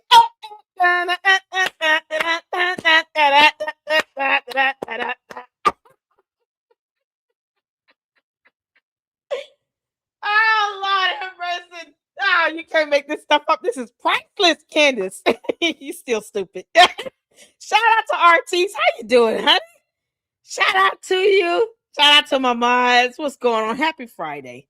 Hope all is well. Make sure you guys are hitting that like button as you come in. You guys know you missed me. It's been a whole week. Might as well sit back and laugh because, that's all you can do at this point at the alien demonic nonsense of Candace, the Amber Owens farmer, if that's her real name. This is all you can do at this point. You can't laugh. I mean, just, it kind of be in bewilderment as to why she wants someone's soul in hell, but whatever. Candace, Charlie Kirk is gonna, boy, if he ever were, let's just say he decided to haunt you once, he would have you peeing in the bed. You can't make this up. Candace, is that what it is? Maybe Candace has bad dreams and she still pee-pees in the bed. She doesn't want anybody to know. So she tries to make it seem like her visions and dreams are symbolic for something other than demons in hell playing around with her. But perhaps it's because she pees in the bed still. Candace, correct his wick and go do some Depends. You do like the pull-up style. Maybe that's what, we never see her standing up or anything. It must be that diaper. Candace, I'm just gonna go all in on you idiot. Company. Andrew Colbert. He was part of the Kairos company. You'll recall that. He's Johnny Moore's partner, protege. I don't know what you want to call it. Still PPs in the but bed. when that Kairos company got established, Andrew Colbert was the executive vice president, and he effectively was working for the Kairos company, Andrew Colbert, and then got hired to be the PR guy for Charlie Kirk and Turning Point USA. Oh, another interesting point that the source told me is that Johnny Moore, despite going to Hollywood in 2015 to work with, and I should mention here, Mark Burnett. It's who he went to go work for. Mark Burnett, very big name in reality TV world. If you're in your head, Candace, we don't care. Candace is stuck in the reality TV in her head. Where there's no brain. Like I did immediately when I thought about that. I was like, wait, wasn't Erica on a show randomly? What's the show called? Summer House in 2019. Interestingly enough, when Mark Burnett took over MGM, became the chairperson of MGM, they did acquire. Yeah, Candace is a failed actress. She wanted to be an actress. She didn't make it. Because why would Hollywood want someone with no talent? He owned Summer House. So that's interesting. So there could be a connection there. There could not be one. But I'd be interested to know who her PR person was there, and I will ask how she got on the show. Anyways, because she trying to figure out how to get on that show.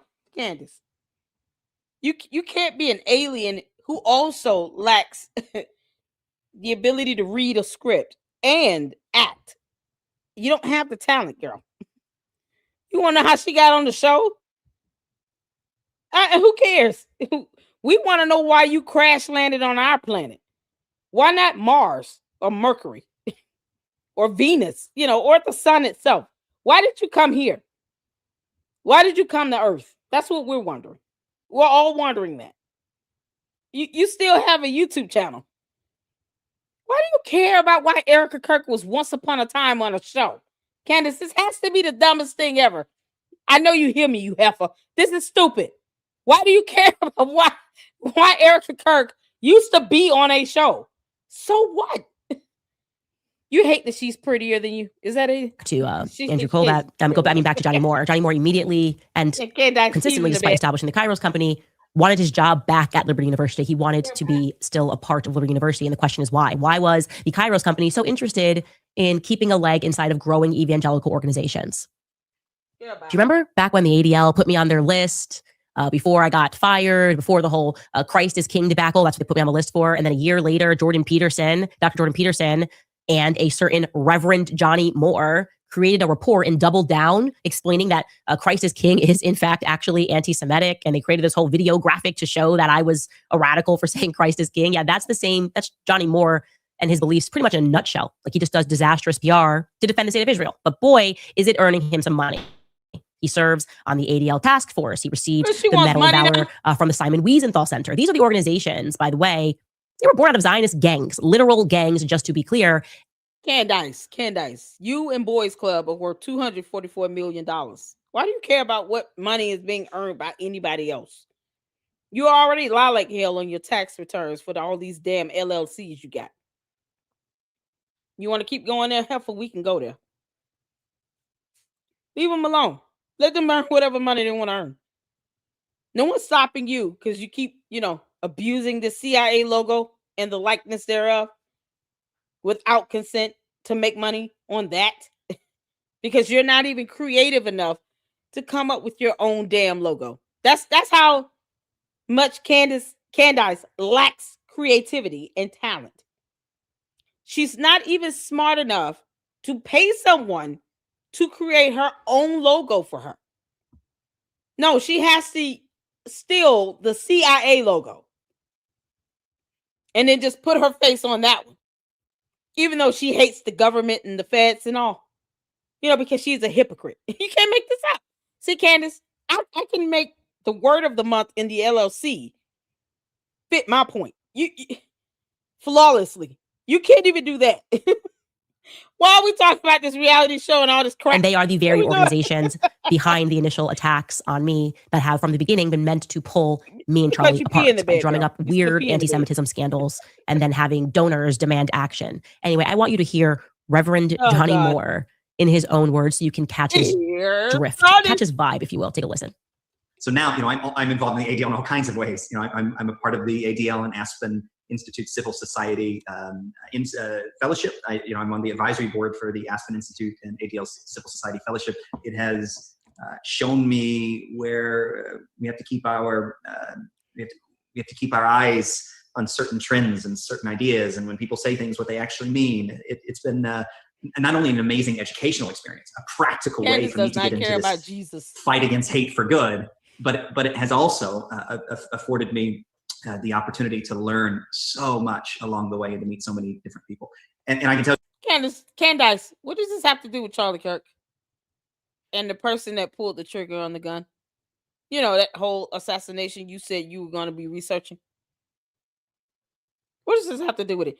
She's so narcissistic.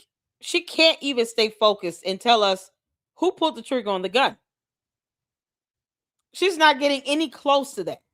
The more you do shows, the further away you get from that, Candace. Candace, it's not our fault that you cannot control your bladder before you go night-night. You can't drink a glass of water before you go night-night. So when you get up from saying your prayers, go potty, make sure you go potty and pull on your Depends. You got to put on a pull-up because she pees in it. Again, I'm not Jewish. Why are we watching this? And yet I just always felt at home, in the ADL community. Yeah. Now let's hear him, but let's put him in a yarmulke. Take a listen. I know the state of Israel is strong. It's as strong as it's ever been. The truth is, you don't need us. But what I want you to know is that, need us or not, we are committed to building a great wall of Christian Zionism all over the world to push back the forces of anti-Semitism. But that also includes educating well-meaning Christians on our own history of Christian anti-Semitism. So who is that guy? Who is Johnny Moore? Where did he come from? Who cares? The answer is actually quite compelling. He was a kid that grew up in the Lynchburg, Virginia area. And I'm just going to actually read this first sentence from Christianity Today. It says, Johnny Moore was only 14 when he first stayed in the dorms at Liberty University. And since then, he's pretty much remained at the school that Jerry Falwell Sr. founded 41 years ago in Lynchburg, Virginia. Moore and his single mom family briefly lived in the dorms after his parents' divorce and a temporary stretch of homelessness. Okay. Now, somebody that went to school with him verified exactly that. They said he was a kid who grew up outside of Lynchburg. In high school, he was very poor. Very poor. They stressed this. Not a problem. Obviously, I was poor too. But they all... Candace. Were you poor? When did you struggle? Because, watching that interview your cousin did, she didn't sound like you guys struggled. What happened with your parents? Why don't you tell us that? Regale us of the tale of your parents. Because she doesn't tell anybody about her background. Shout out to Marlon on both sides YouTube channel. She doesn't tell anybody about her background. Candace, you can teach us about your home planet. You want us to know how you guys grow food on, a moon on Jupiter? Like, fine. That would be a lot more interesting than this. This has no point you're making here. And yet you want to read to us about something going on with Liberty University as if they can't sue your ass the moment you start lying on them. Yeah, go ahead and let it rip, girl. Also mentioned that Johnny had some severe daddy issues. I am told directly by someone who went to school with him that he made a name for himself in a long way. He got caught with some porn magazines and was pretty badly made fun of. Okay, kids make mistakes growing up. But it gets more interesting when you learn that suddenly little Johnny fell into a lot of money. He had... Candace, and you claimed that you were catching recurrent yeast infections because you chose to live with black mold in an apartment and not pay rent for 7 months. And then you lost a lawsuit you filed because you hired the wrong type of attorney. You can't make this up. Y'all give it up for the walking yeast infection. Look at this freeze frame. Eyes rolled to the side of her head. You know, all that demonic nonsense coming out in the freeze frames. Oh, it must be the yeast infections time of the month. You know, it's funny when your yeast infection is so comfortable that it has its own menstrual cycle. Had a male mentor who bought him and everyone in his family, allegedly, brand new cars. So Johnny was po no mo. And this daddy mentor of his is the one that pushed for Jerry Falwell Sr. to give Johnny a position with Liberty University. That man's name is Ron Godwin. It's Johnny's mentor. Ron Godwin, the protege of Sun Young my God. Moon. The Moonies cult. Young Moon, here we go. who led this Moonies cult, picked Ron Godwin, not only just to run the Washington Times for him, which I told you they purchased the Washington Times, but Moon also declared Ron Godwin to be one of his 3 disciples, declaring, and I quote, "You will be like the 3 disciples of Jesus. Each one of you will put yourself in Jesus's..." Candace, you don't read the Bible. Jesus had 12. Jesus had 12 disciples. What are you talking about? 12. Candace. What the heck is going on? Position and multiply 3 disciples of your own. So Sun Young Moon says, I am like Jesus. I feel like I'm blaspheming just saying that. And he picks this Ron Godwin guy. And he says to Ron Godwin, and you will pick 3 disciples of your own. And yeah, we can confirm that looks like one of Godwin's 3 disciples, so to speak, was Johnny Moore, who minted the Kairos company with none other than Andrew Colvett of Turning Point USA. Looks like this. If we look at an organization chart, yep, he's a declared disciple. And I guess I should have put technically Johnny beneath him. And Andrew, I'm wondering if Andrew is Johnny Moore's disciple, or I don't know, one of Ron Godwin's 3 disciples. We're not sure. But we can tell you that when Ron Godwin retired from Liberty University in October of 2014, of course, his Johnny boy left too, right? Johnny was his protege.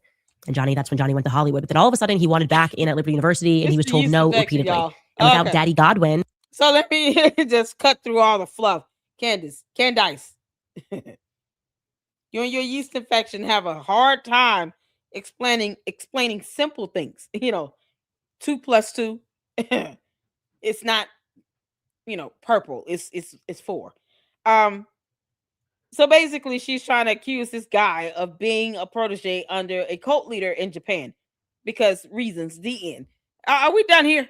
Girl, can you move on to the next point? To push through his paperwork this time, there really was no pathway for him to end up back at Liberty until lo and behold, in 2021, as his executive vice president, Mr. Andrew Colvett, is now managing Charlie Kirk, the most unbelievable thing happens. Jerry Falwell gets ousted from Liberty University. Jerry Prevost is named as his successor.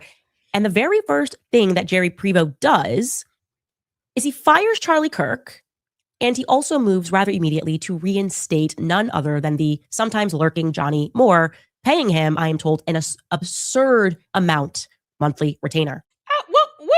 I don't think Charlie Kirk, did he ever have a problem with this? Why is Candace making an issue of this?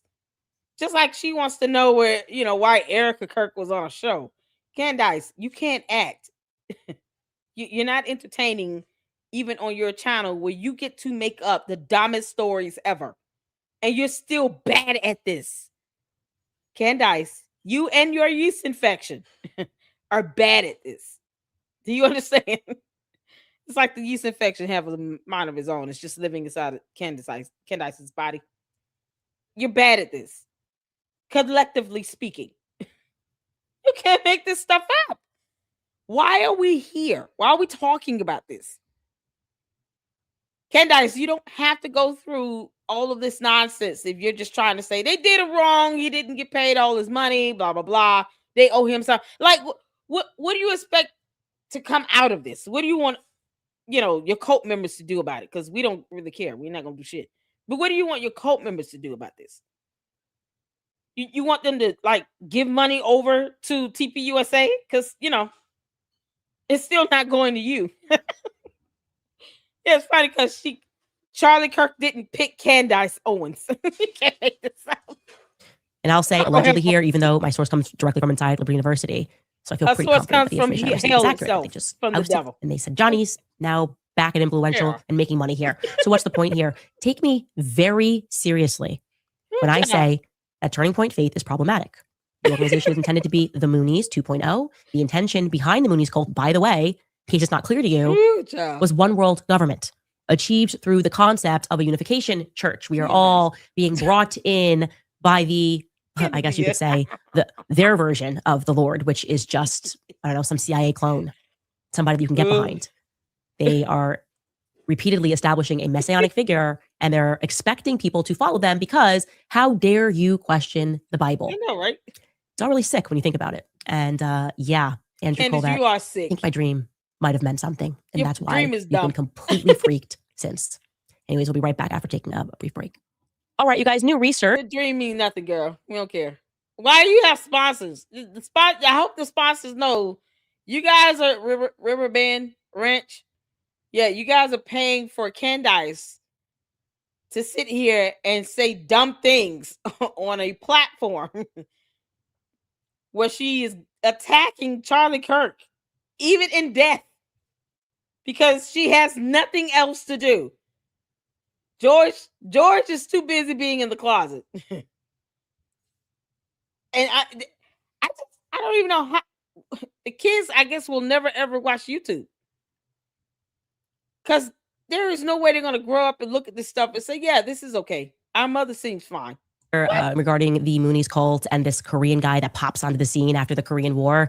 That to me feels like it was orchestrated by the CIA. And I can tell you that one of the patterns I have recognized when I look into these obviously bought and paid for propagandists is that it seems that their grandfathers are all involved in the Korean War. They were all captains or lieutenant colonels in the Korean War. And I keep telling you that it's really important to recognize this strand of military corruption. I think that's the reason that the Moonies cult was established in Korea during that time, and that it is very likely that the entire thing was just a CIA operation, and they are attempting that again via Turning Point Faith, and that's the reason.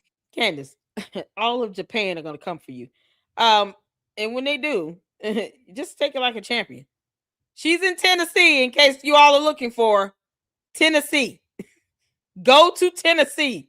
Go get her. You can't make Turning Point USA. Faith wants to get into real estate. It feels like they're buying up so much land, and now we're having these fires are happening all around the world, these natural disasters, and they're trying to tell you that these disasters are natural, but it's becoming pretty apparent they're not. It feels like these are land grabs, and you should be allowed to think through that with what I am telling you. Anyways, avoid the faith grift in 2026.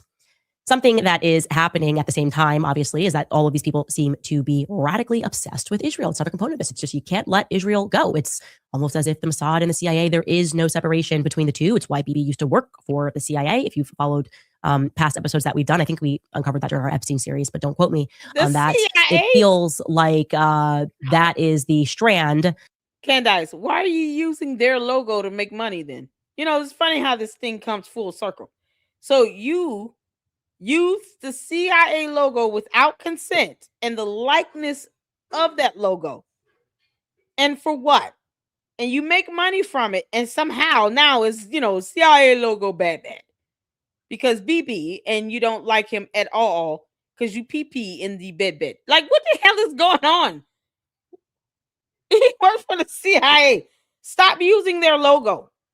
Get someone to create you your own logo for your dumb cups and hats and t-shirts. Why is that so difficult?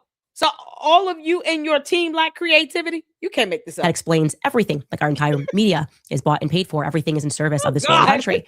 And they're growing increasingly dangerous, increasingly more radical, increasingly more desperate, despite having the entire United States military at their beck and call and being able to, mass murder American troops to fulfill their interests overseas.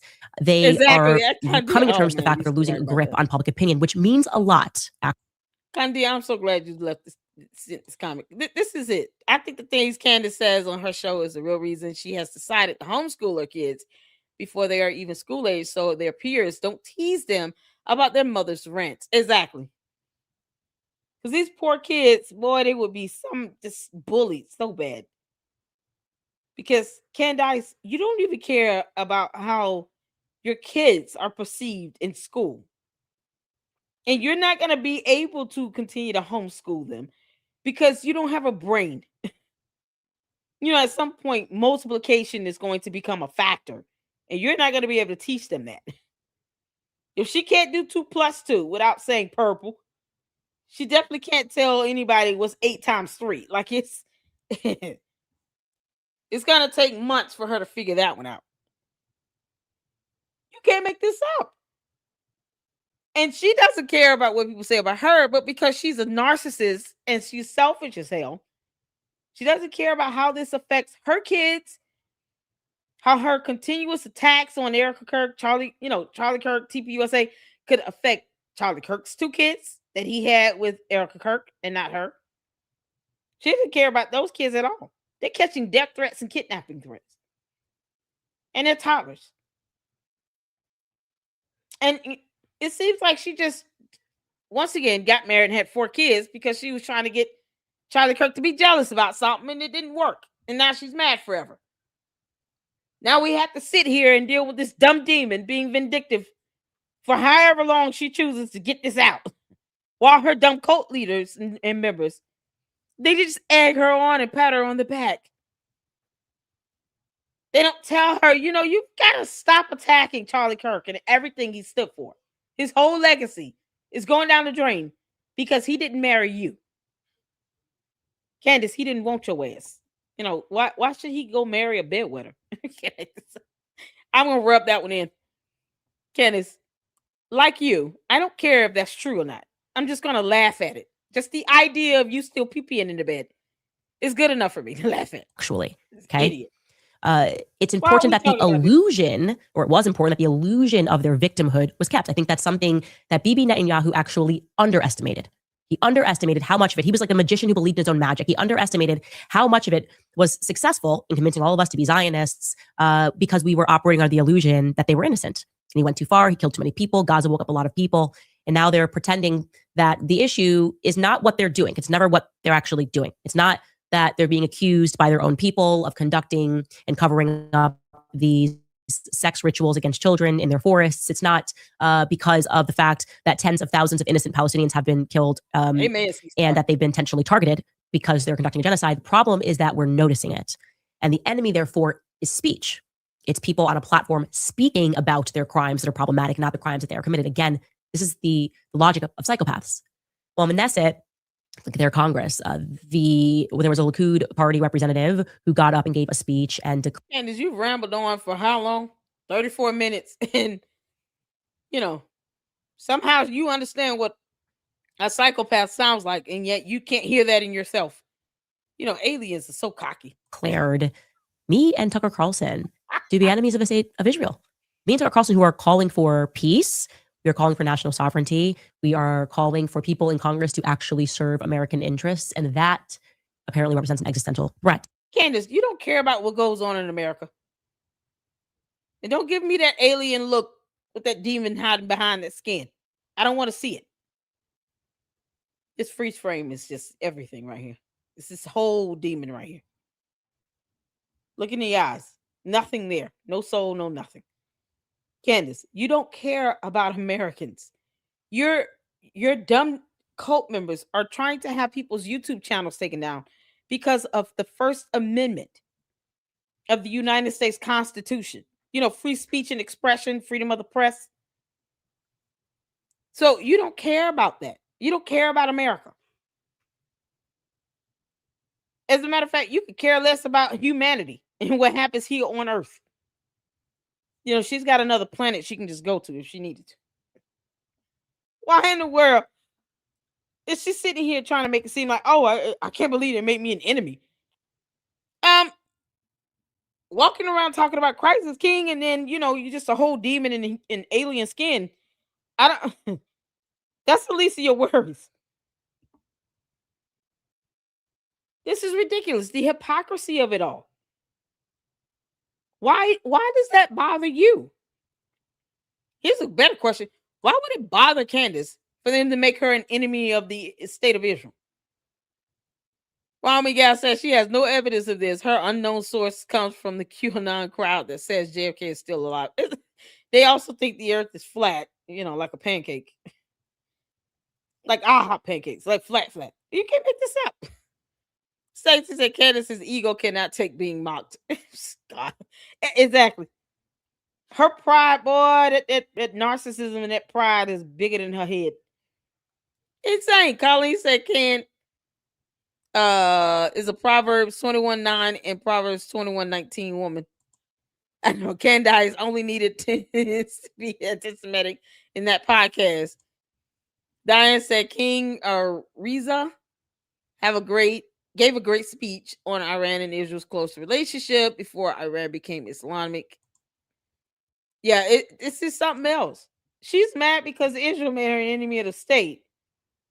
And yet she doesn't care about the distress she's inflicting upon the American people with her nonsense. Candace, we're sitting here laughing at you so that we don't get irritated at the buffoonery coming out of your mouth. And you have no problem doing that to us as Americans every day, or at least 4 days a week. She has no quarrels with that. She's going to come back next week, do 4 more shows about 4 more dumb things that still will not tell us who she thinks pulled the trigger on the gun that assassinated Charlie Kirk. We're nowhere near that. So never mind the mental and emotional distress she inflicts upon us Americans. Bye, Felicia. Come on. To Israel, here is what he had to say. Can't make this up. Mr. Speaker, members of the Knesset, I stand here in Jerusalem, the eternal capital of the Jewish people, to sound an alarm. We are used to enemies from outside. We fight terror tunnels of Hamas. We fight the ballistic missiles of Iran. But today, I look at the West, our greatest ally, and I see a new enemy rising from within. I am speaking of a poison being sold to the American people as patriotism. I'm speaking of the intellectual vandalism of Tucker Carlson and Candace Owens. Mr. Speaker, let us be clear about what this is. They claim to fight the woke left. They are no different than the woke left. The radical left tears down the statues of Thomas Jefferson. Tucker Carlson tears down the legacy of Winston Churchill. The radical left says Western civilization is evil. Candace Owens says the roots of our faith are demonic. It is the same sickness. It is the same moral relativism. It is the same hatred of the West dressed up in a different costume. Yes, Candace, you're an alien from another planet, disguised as a human being with a demon inside of you. Like, why is that any different? Why you called yourself an alien? Why are you upset because he's saying the same thing? You're just more evil. You're a dumb demon alien. How is that any differently? Where your yeast infection has grown its own personality. You can't make this up. Why are you upset about this? You also pee in the bed. I mean, you could just sit here and be mad about these things, or you could just leave our planet. I don't get it. Why is she mad? Just be clear, that is dangerous. The Likud party, and I was quite literally that's not dangerous, someone was plotting my murder. Actually, a year from the date that Charlie was murdered on September 10th, someone was plotting my murder. France does not care about you leaving this earth. They want you to pay them. You dumb goon. They're suing you. That's it. They want you to give them some money for lying like hell. That's what happens when you make provable false statements with no evidence at all. Stop letting your yeast infections give you ideas. This is just a bad idea. Discovered, and that's still making its way through the courts. These people are calling for violence. That's the implicit threat here.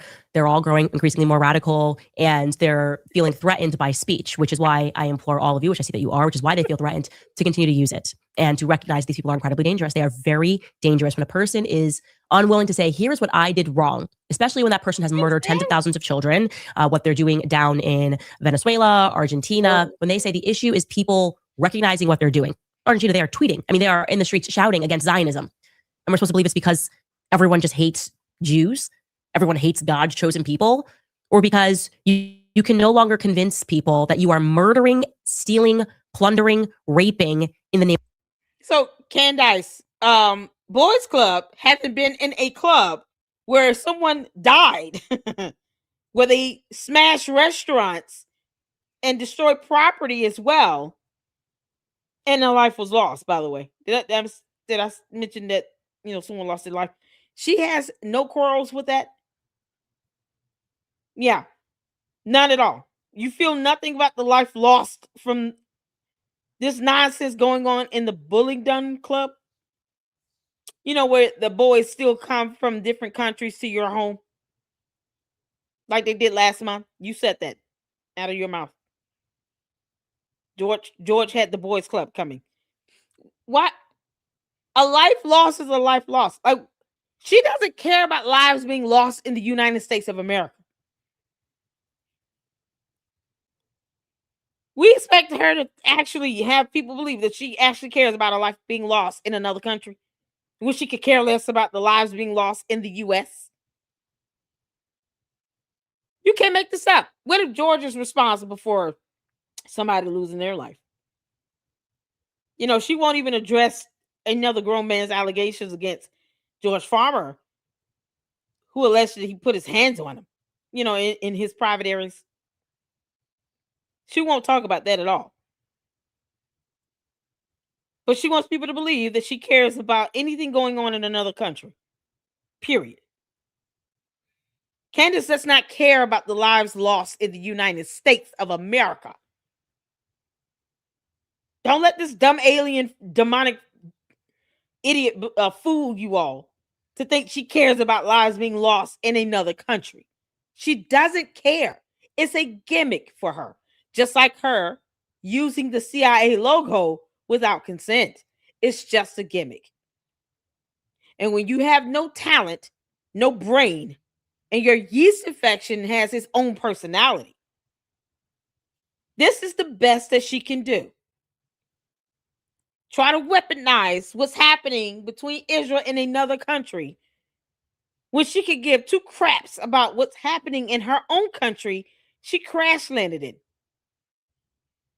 The hypocrisy is astounding, and this freeze frame is epic. Of the Lord. I think it's the latter, but these people are dangerous. Okay, if anything happens to Tucker Carlson or me, dangerous. You obviously know that Israel was involved. Obviously, that is unbelievably apparent in their rhetoric. They're name checking us. They're calling us on stage. They're sending their goons out to harass us because we believe in America first, and that we should stop getting involved in their interests, and that it is unacceptable, frankly, that our government gives more flack to Tucker Carlson. Our government representatives give more flack to Tucker Carlson than they did to Jeffrey Epstein. That they choose to cover up the crimes of Jeffrey Epstein while pretending that speech in America is what's actually radical, not people who are actually harming children and abusing children sexually. We don't even have a government, in my view. Like, if we can't even protect the nation's most innocent, how do we even have a government? I guess that's a larger philosophical question.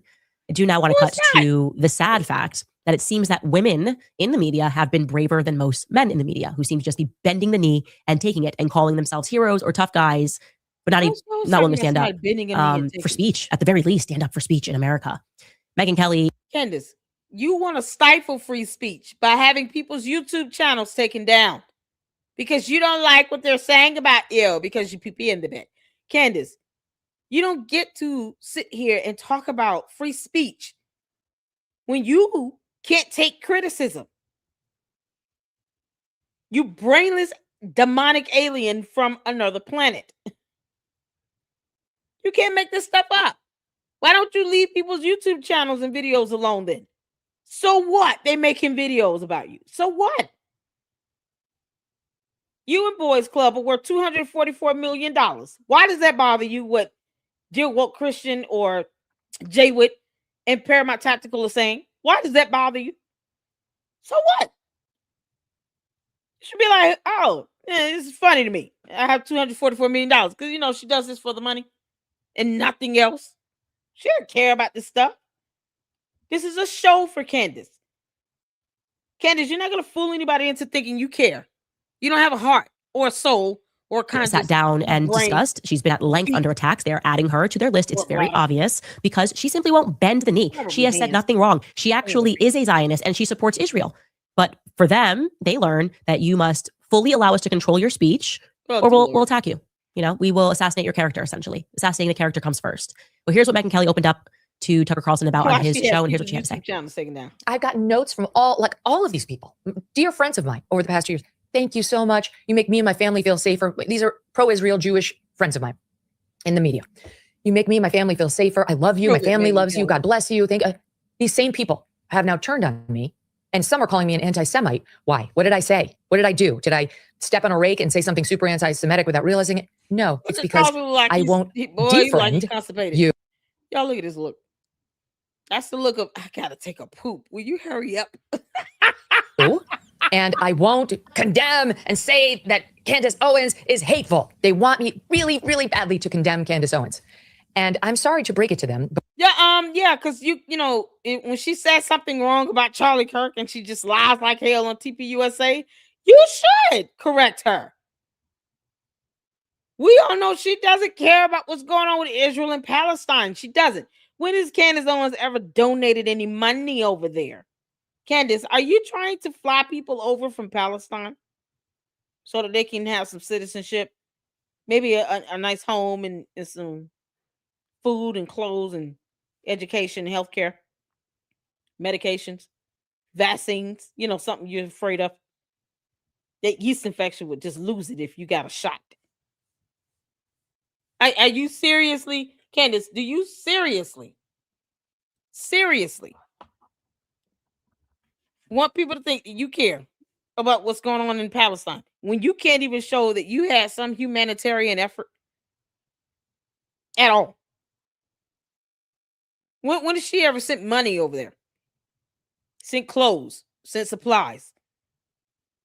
Candace, show receipts that you're sending aid to anybody in Palestine, in any family with kids.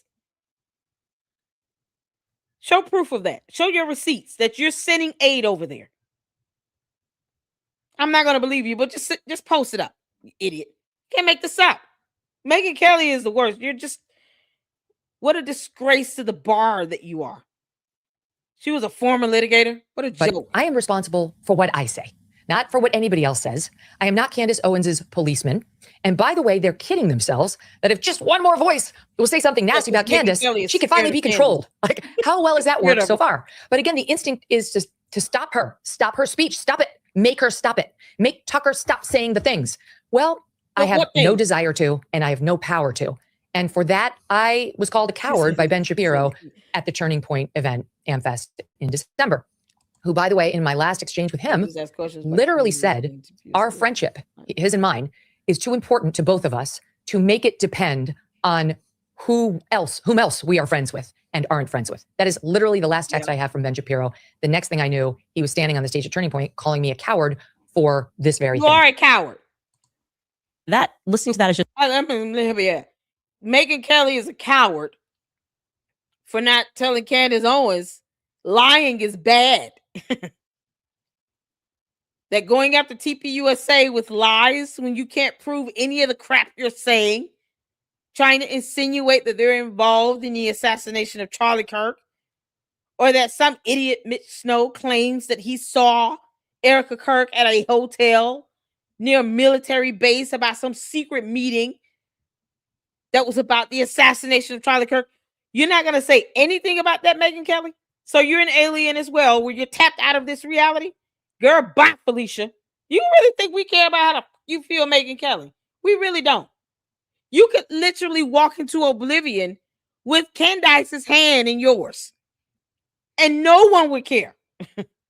No one would miss you, girl. We wouldn't even ask, where's Megyn Kelly? No one would ask that. No one. And here she is talking about, I'm not the mother of the internet. Nobody.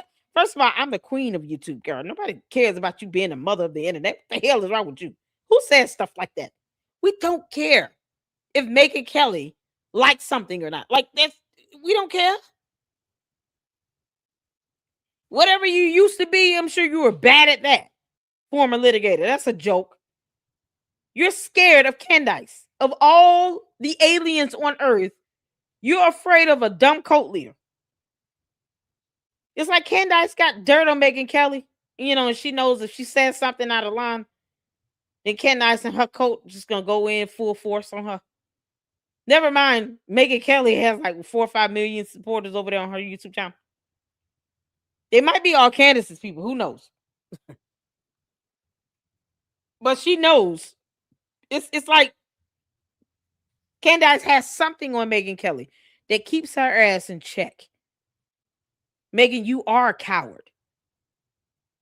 And you're a coward because you're afraid of Candace. You know she should have been corrected with this whole thing with Erica Kirk and TPUSA. Then you want to walk around talking about, I facilitated that meeting.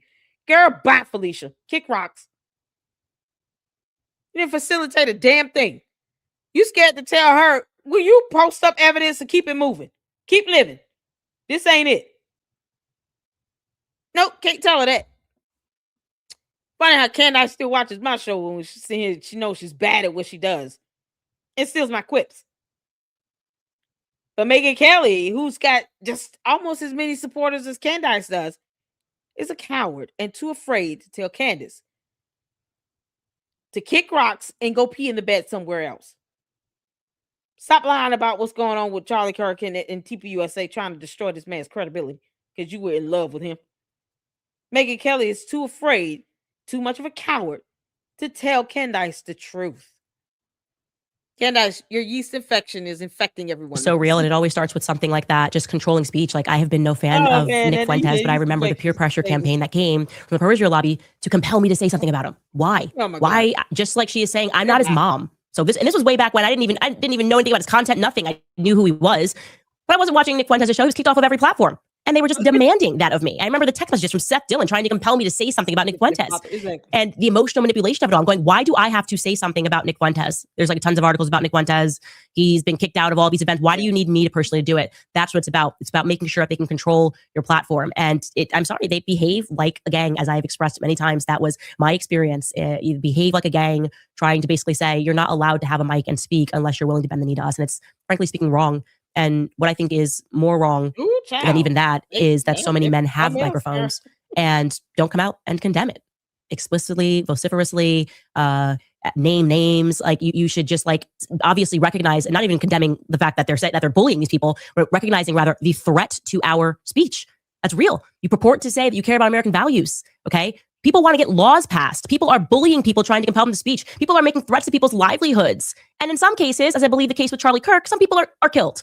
Are actually murdered because they can't get controlled. So if you're going to purport to be a person that cares about American values and purport to care about the fight and recognizing what we are up against, you might want to recognize that this Israel is starting to squeeze Americans. And by the way, beyond anybody else, forget the men that have microphones, I actually want to say that our government allowing another party that I'm compelled to give my tax dollars to, I'm compelled to actually give my tax dollars to Israel. Allowing them to stand up and declare me an enemy of the state, I have to pay for that? Where's JD Vance on this? Where's Trump on this? Where are all of the Congress members on this? I don't know. Am I wrong for thinking that should be unacceptable? The way that they speak about us while we have to fund their military exercises all around the world, or military aims all around the world. I mean, it actually drives me totally insane taxes. That I have to pay these people my taxes. I have to go to work. We all have to go. Candace, stop it, you heifer. Stop it. You want us to believe you pay taxes.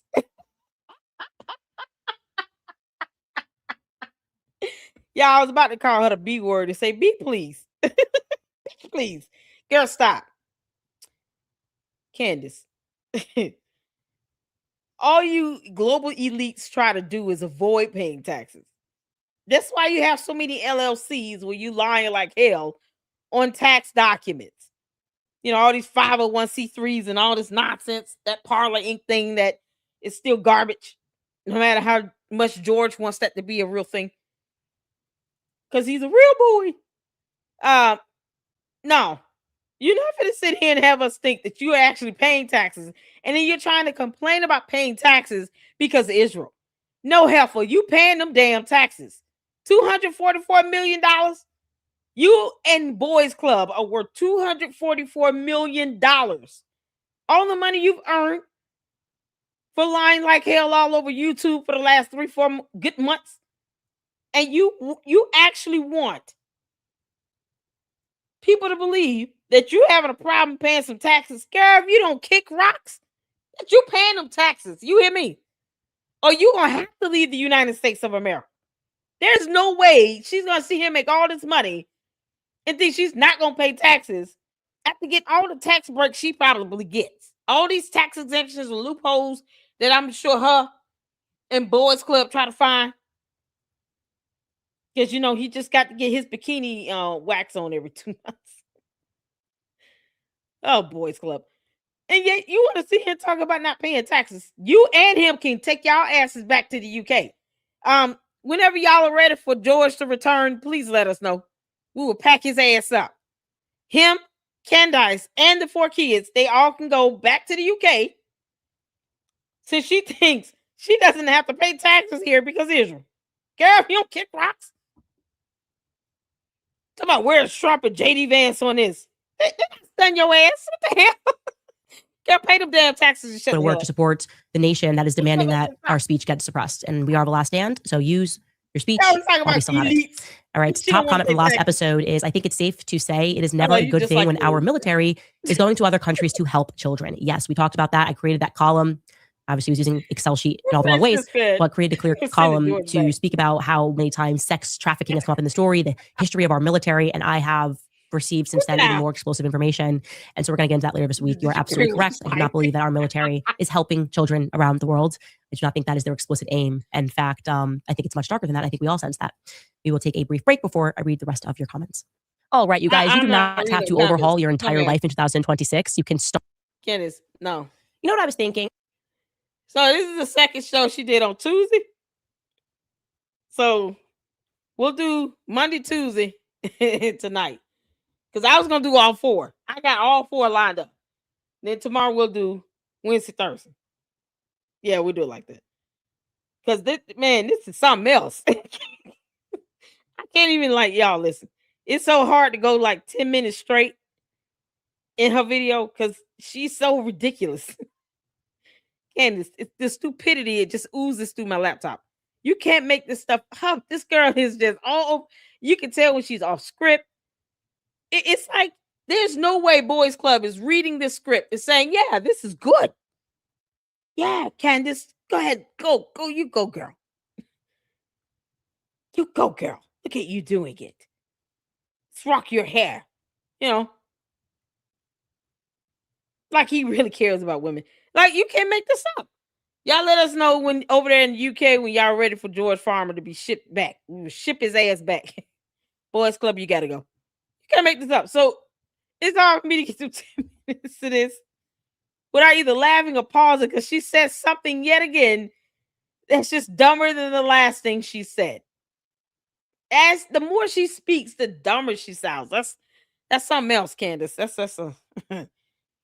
probably your only talent. It is the stupidity of it all. You can't make this stuff up, man. All right, y'all. You all been hanging out with me. So we 2 hours in. Does George live with Candace in Tennessee? Yes. Yes, he does, Mom. Y'all know the fuck his green card. Get his ass out of here. Can he be deported? George Farmer, I promise you, we will deport your ass if you don't get a handle on Candace and tell her to make you a sandwich once and for all. If you don't tell Candace to make you a sandwich, we will deport you. Do you understand? That's something listen, that'll be one deportation I will not care about. George Farmer got deported today. Yes! Y'all, let's bless God together. They deporting George Farmer's ass the hell up out of here. Like I would not even think twice about it. Is he taking Candace with him? It sucks the kids will have to grow up over there in the UK, but they got family over there. They're fine. She can still homeschool. Candace, go on with George. Y'all married together, you get deported together. Bye. Can't make this up. Oh, bye, Felicia. LLC said you aren't ready for Wednesday and Thursday episodes, believe me. Oh, Lord. Guys that watch President Trump and the votes, this should be spectacular. Crush says, LLC, hello, sis. How are you? Love the content. Thank you, Crush. How you doing? Shout out to you. Call Ice. I know, right? Y'all call Ice and send him over there to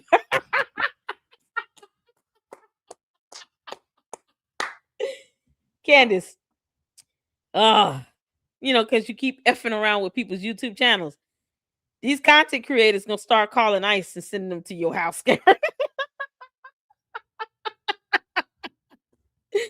ICE gonna start kicking in some doors over there in Tennessee on that Ranch Valley. Or she gonna be mad. All the moo cows and the chickens and stuff, they just gonna start plucking and a moo cowing, and the dogs are gonna be a barking and a howling. It's gonna be something else. All the pigs gonna start snorting. Everything on the farm will be disturbed at once. Because Candace keeps effing around with people's YouTube channels because she doesn't like our First Amendment rights. And now ICE is coming in to collect George's ass. Literally. George, come out that closet. We know you're here. Your dad is outside, and he goes running out. That's probably the best way to lure him out the house. Tell him his dad is there. And his dad is about to cut him off financially. Your father's here. He's about to cut you out the wheel. Dog, no, wait a minute. That'd be the only thing to get George out the damn house. Tell his ass he is out of the wheel. His dad is leaving him no money. And that $244 million is all going to the Macrones because his idiot alien demonic wife is catching lawsuits and doesn't know how to shut the hell up with lying. You tell him all of that, he'll probably just leave the U.S. willingly. We won't even have to, like, it won't be hard. He'll be like, you know what? I give up. The Lady Luck Club is right. I'm leaving. I'm broke as hell, and I can't do it. I'm going back to my boys' club. It's the only place I feel safe. All right, y'all, let's get to it. It's raining men. I have to laugh about this stuff.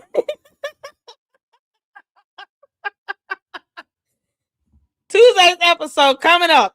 Candace and her crazy ass yeast infection. Let's go. I think that one of the more compelling questions that was raised with our Becoming Brigitte series was, is it possible for someone to be like, yeah, no, really, all of my friends keep getting trouble for abusing kids, but I swear it's not me, just all my friends. I find myself kind of arriving at this same question regarding Turning Point Faith. I don't like Turning Point Faith. I'm an enemy of Turning Point Faith. There, I said it. I think it's pretty obvious. I don't like it at all. These pastors, their backgrounds, finding God, the grift of finding God I'm referring to, becoming very obvious. I'm asking the question, how many connections are too many connections when it comes to activity in the East on military bases? Also, you are going to believe me now because I'm going to show you this lawsuit that they're going through. It's making its way through the courts anyway. Just allegations, I suppose you could say, but it certainly puts another coin in the Candace was right jar. So let's jump right into it. Welcome back to Candace. She gets sued again? Please let that happen.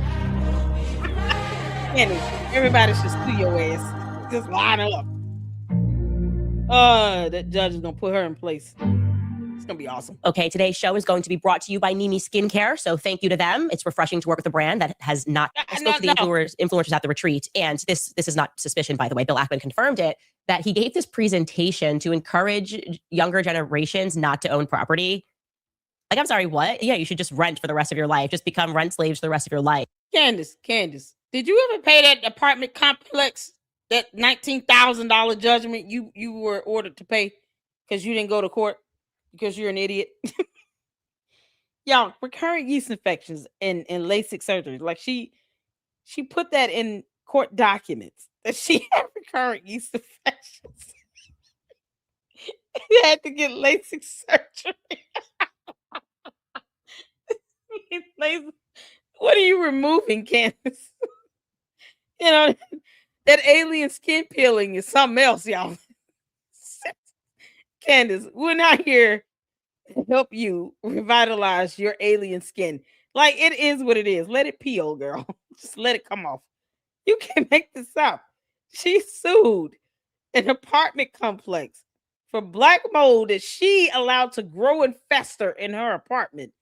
Lived with for 7 months, did not pay rent, by the way, and claimed that she was having recurrent yeast infections because of it. Candace, you should have never let me read those court documents. I feel like that so perfectly fits into this narrative, this global narrative that we have, where it seems like somebody hit a button and they are rushing and they just want to buy up land. They're doing it through a lot of different venues, private equity, buying a bunch of land. Then you have these unnatural disasters and suddenly the land's super cheap. And of course, their preferred method of war. War everywhere all the time. So many people, oh my gosh, you won't believe what these radicals are doing. And of course, it just seems to be that whenever Bibi Netanyahu's around the corner, like, hey, I want that piece of land, suddenly our media starts telling us, hey, you wouldn't believe how free these people are trying to get in Iran. These people are really, we need to free the Iranians. Oh, they've been living in oppression. Bibi's over here like, ooh, land. Oh, no, really? It's about spreading democracy. Code word, that's military code word for dropping bombs and stealing a bunch of stuff that isn't ours. Candace, you dumb demon. Why don't you just listen? You obsess over Israel. Why don't you move to Palestine? Here's a thought. Candace Amber Owens Farmer, aka the walking yeast infection, should just move her ass over to Palestine. Bye. Pack your stuff up. Let us know when you pack it up. Why don't you live stream it? We'll all root you on as you pack up and move to Palestine. Because, you know, you can take your money, go over there and help stimulate their economy. You still got to come to court because the Macrons are suing the hell out of you. But you can move there. You can go help people there, you know, go live in a commune, start your little cult there. It'll be something else. Then you can go stand at the wall wherever the line in the stand is drawn with Israel and go face them head on. Since you know you got all this mouth and you don't do anything behind it, no action. All talk, no action. You know, because heifers and moo cows don't do anything but moo. They do nothing else. Eat grass, graze, and leave shit all over the place and moo. That's it. It's pretty much it. You what are you actually going? You're not going over there to advocate for anything. So once again, you're still useless. What are you doing all this for, Candace? Where's all of this getting you? Land isn't ours. Anyways, war with Iran, it's now back on the table firmly. Why? Because, well, Israel wants it. And one of the more interesting things in the Charlie Kirk timeline, our master timeline we've created, is the month of June. Because we know that during the month of June, according to Tucker Carlson and other people who have come out and spoken about this, Charlie goes head to head with Bibi Netanyahu. And Charlie wins, by the way, in the moment. He lobbies in the month of June for President Trump not to get involved in Israel's war with Iran. He says just limit it to taking out their nuclear sites. Anything more than that, and you're going to lose the base. And yet everybody around Trump is completely infiltrated. They're a bunch of Zionists. They're lobbying on behalf of Israel. No, do more, get involved. Charlie wins. Charlie was adamant that war with Iran would not benefit the Trump campaign, and it would not benefit the American people. And we can hear him in his own words on this, because I find it compelling that they want us to honor Charlie by not asking questions, donating money, but not by actually carrying forth his actual ideas, things that came out of his mouth, the issues that he was concerned with in the months leading up to his life. So let's listen to Charlie Kirk regarding the neocons who could buy their way, apparently, onto the Turning Point USA stage and their insistence that we need to go to war with Iran. Take a listen. Let's do some updates about Israel and Iran and potentially the United States. On one side is the Lindsey Graham, John Bolton types, where they are actively calling for regime change. Here is Lindsey Graham. This is just lunacy. This kind of analysis is not helpful. This kind of approach, this kind of argument, it has nothing to do with Candace, why are you slicing up this video like this? We can clearly see the breaks in this. You're literally slicing up after each word. That's called deception, you dummy. You're being deceptive, Candace. Let the entire video play. She's slicing it up to where you can see it's like after every other word, it's a break. Why even play it if you're going to do this? This is so crazy.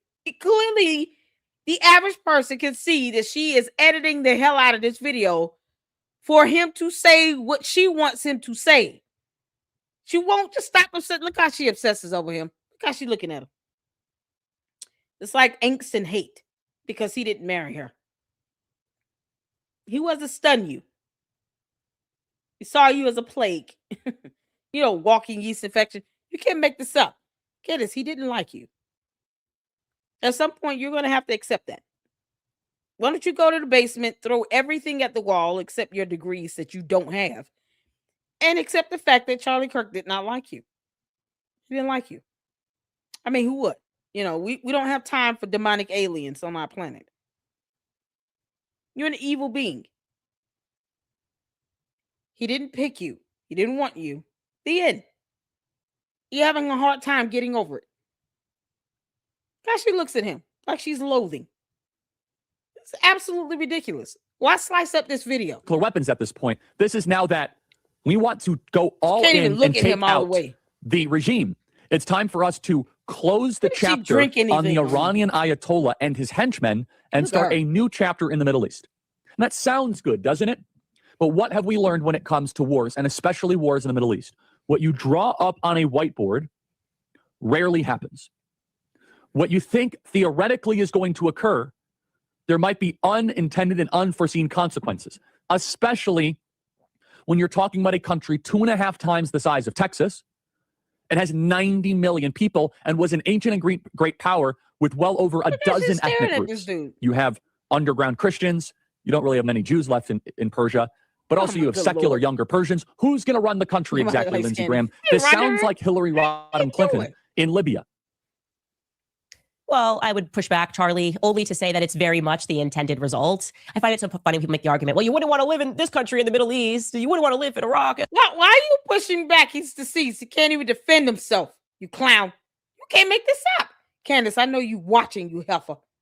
Why are you pushing back against someone who cannot give a rebuttal? You know how ridiculous that is. It's like me talking to a wall. That's it. And the wall can't say anything. And yet you're telling the wall, hey, wall, I know I'm going to push back on you standing there painted white, because it's just like, it's just a blink Casper ghost type of feel, and the wall can't defend itself. What are we doing this for? This is absolutely absurd. Just so she can disagree with him? Candace, we all know that you're mad at Charlie Kirk not marrying you. We know that. Do you have to show us that every other episode? Obviously, the West is the best. Yeah, do you want to know why I wouldn't want to live there? I want to live in Libya. I want to live in Iraq. Because we bombed them. And we wouldn't stop bombing them. We bombed them pretty much into the actual dark ages. That's the goal of these things, is to make it so these people can't live ahead and live in poverty. So yeah, no, you're right. I wouldn't want to live there because neocons insist on... Okay, so why don't you invite them to come live on the farm with you and George in Tennessee? George, scoot over. All of Palestine is moving into your home. Candace is going to be inviting people from Palestine to come move here. And she will give you a home and some food and clothes and water, access to health care, all these things. Candace Owens is going to provide you. They should be so excited, Candace, because you're going to do something about all this lip service you're giving. Running your mouth and shit. All of this, you're going to actually do something about it because you have the money to do it. Because your hate is helping you make money. Yeah, shout out to the comment. I saw that in the comment section. Her hate is helping her make money. So why don't you put some of that money back into the countries, Candace, that you're claiming that you're advocating for? Why don't you let these Palestinians come stay in your home and then help them get their own home? Not rent, but own. Help buy homes for them. Why don't you do that? Let's see Candace Owens give back to Palestine. Bombing and taking these countries' resources and controlling them therein with really kind of gangs. That's kind of the methodology. Gangs will then run the streets and we will supply the weapons anyways. Tucker Carlson similarly echoed this at the time. Lindsey Graham was just doing what Lindsey Graham does. I think personally, he's got the largest blackmail file. Whatever Israel has on him, it is terrifying. Okay. It is terrifying. We know what Lindsey Graham probably gets up to. We've had some male hookers come out come out and make some allegations, but they were running a pretty sophisticated blackmail ring in DC. And Lindsey Graham just comes out and immediately is like, whatever Israel wants all the time, bomb them now. And Tucker Carlson, I think, put it quite succinctly when he said this about Lindsey Graham. Take a listen. What you don't want are flighty, emotionally incontinent, silly people on the payroll of foreign nations making decisions in an empire, because that's how you get in trouble. People like, just throwing this out there, say Lindsey Graham. Here he is in the aftermath of Venezuela. To the people of Iran, we stand with you tonight. We stand for you taking back your country from the Ayatollah, religious Nazi, who kills you and terrorizes the world. We pray for you. We support you. Donald J. Trump is not Barack Obama. He has your back. And to the Ayatollahs, you need to understand, if you keep killing your people who are demanding a better life, Donald J. Trump is going to kill you. Every time you see that guy on TV, it really just reminds you of like getting pulled over for DUI with your drunk girlfriend in the passenger seat, screaming at the cop, "You can't do this! Take your hands off him! He's gonna beat you up!" Lindsey Graham really is the drunk. Tucker Carlson, where did you learn how to talk so high? Y'all hear how high his voice go? What kind of nonsense? He go from talking, he trying to talk like all Susan says. Getting pulled over for DUI with your drunk girlfriend in the passenger seat, screaming at the cop, "You can't do this! Take your hands off him! He's gonna beat you up!" Lindsey Graham really is the drunk girlfriend, picking fights he'll never have to participate in. We're gonna kill you. Settle down. He is so correct with that analogy. That is exactly Tucker Carlson. I'm gonna need you to let that other ball sack drop. Hang low, buddy. You can't make this up. Why you talk? His voice go real high. I just noticed that. I don't listen to him. Yeah, it is what it is. I don't listen to Tucker Carlson. who he is, but I think he's got tears in his eyes. I think they called him. They're like, "We were going to release the file right now. Everyone's going to see what you did." And he's like, "That's Lindsey Graham." Anyways, back to Charlie. I want to now show you this in our master timeline. Charlie going head to head with Bibi Netanyahu, because June is when things start to look funny. Okay, not a great thing in your life to win against the murderous Israeli regime. Okay, not so concerned about Iran. Very concerned about the murderous Israeli regime. Okay. And we're going to look at that timeline between just the dates of May 13th through to June 24th. Now, I know you don't even know this plane, this purple plane, light purple plane, SUBTU. This is when we get to the Egyptian planes here, but I'm building this all up for you with the priests and the pastors and Liberty University. There's a reason that we're waiting on that. But SUBTU is a plane. First, our anchor plane comes in. The anchor plane comes in May 23rd, lands in Provo. And I think in terms of the patterns that I'm seeing with the Egyptian planes, it gets there before their A-lister arrives. You know, like they get there, maybe scope the place first because somebody big's on board. May 27th is when Candace, that follow-up plane. This girl, why do you keep typing up this stuff and expecting us to believe this is facts? Oh, that's right. Her coat does. Okay, good. Oh, child, just get through this. Comes in. That's always going to be a quick trip. And if you actually look this up on Flight Radar, you would not see this trip. It's going to look to you like this tail number, SUBTU. Yeah, because it's not real. Candace, you would not see the trip because it's not real. You still have yet to show us the actual planes. And I don't get it. This makes no sense. Did we don't see photos of those planes? I didn't. I didn't see photos of these planes. You make this stuff, you're typing this stuff up. What evidence did you pull this from? Okay, is just flying around in circles in Cairo. I have been able to confirm that they are able to trick their transponders and they can leave the nation. So it is a fact. You're not going to be able to see this on Flight Radar. Even if they turn off the transponders, Candace, they're not supposed to do that until they land and their plane is ready to be cut off. That data has to constantly record. It's the only way the ATC and the pilots know what's going on with the plane. Why would they want to cut it off? Do you understand why a plane would want to cut off a transponder? Y'all, you can't make this stuff up. Why are we on these planes again? Put Candace in a padded room. Put her ass in a padded room with white walls and a white straight jacket and say, "Hey, you remember all that crack is whack? Yeah, we got it in a needle for you." You can't make this up. Oh my God. I'll be glad when this Scooby-Doo investigation is.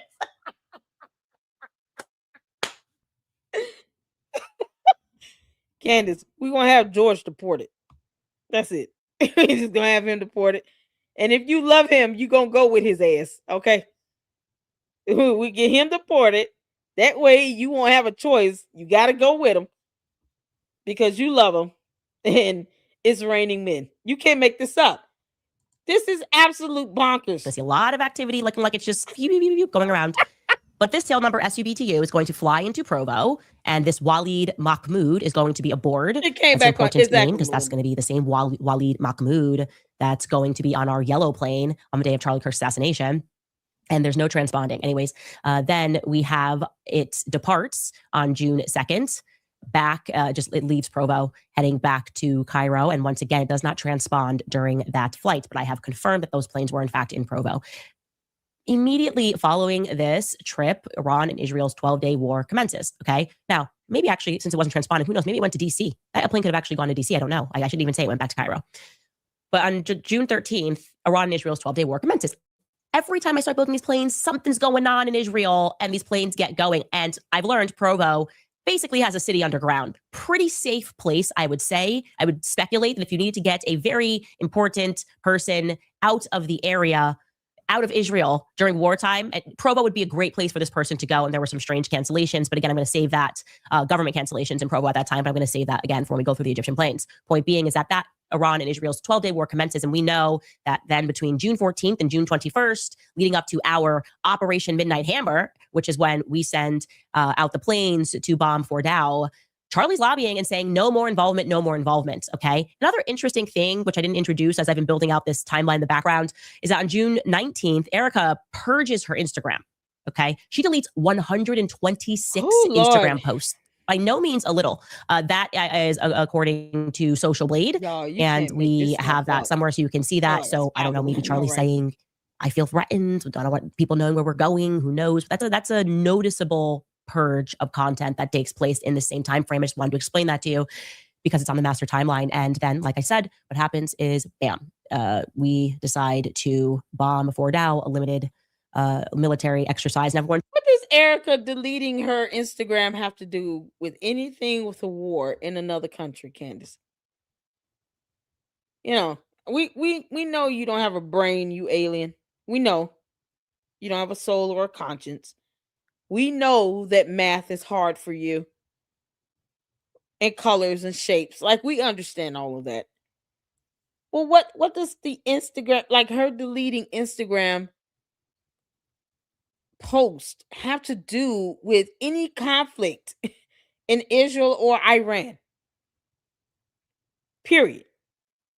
Like, why do you care about this? This is mundane.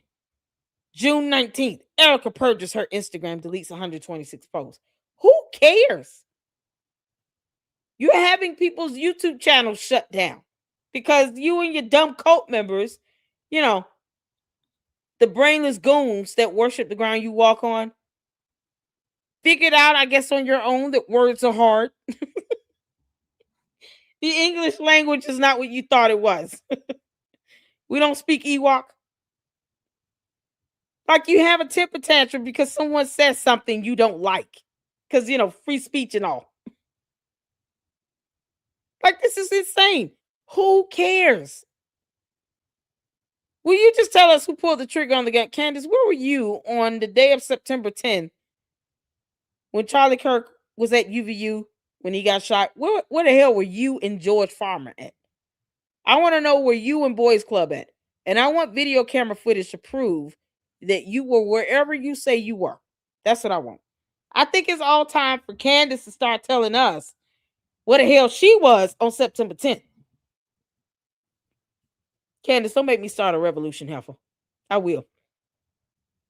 And then all other content creators will start questioning, where was Candace Owens on September 10th when Charlie Kirk was shot? Funny how she doesn't give an account of her whereabouts. She hasn't given us surveillance camera footage. How do we know that she was actually taping one of her demonic shows? How do we know that? As far as we know, she could have been doing a seance on the way to UVU. Candace, because we can all go there as well. We can all ask questions. What was George Farmer at? Maybe George Farmer looks like one of those kids in that blue hat, the maroon shirt. Maybe he was wearing that.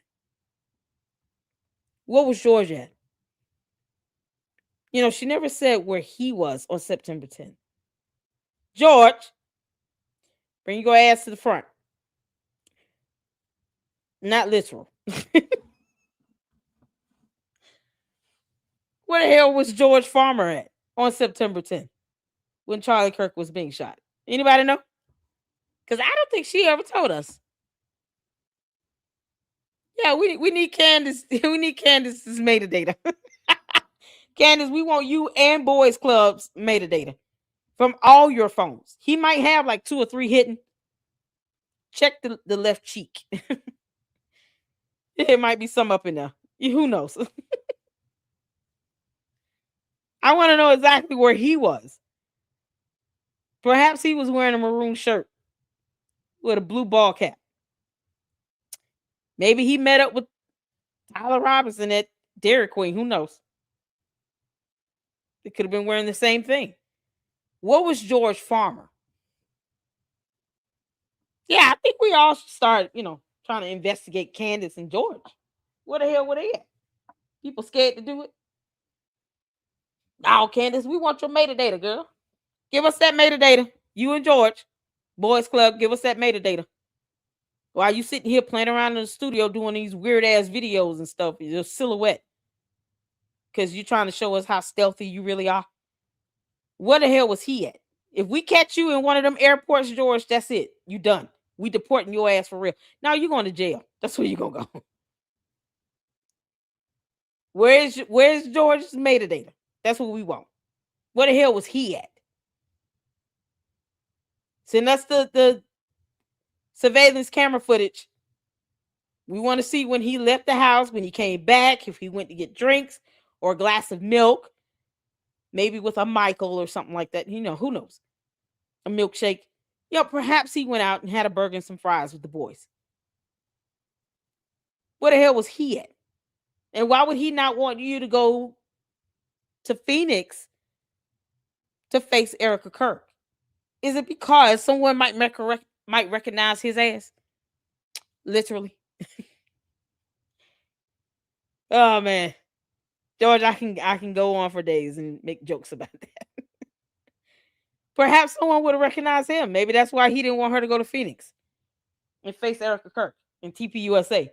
They probably would have recognized him. They would have been like, one of them kids, one of them boys would have been like, "Hey, dude, I saw you here September 10th. This is the guy that was running on the backside of the campus."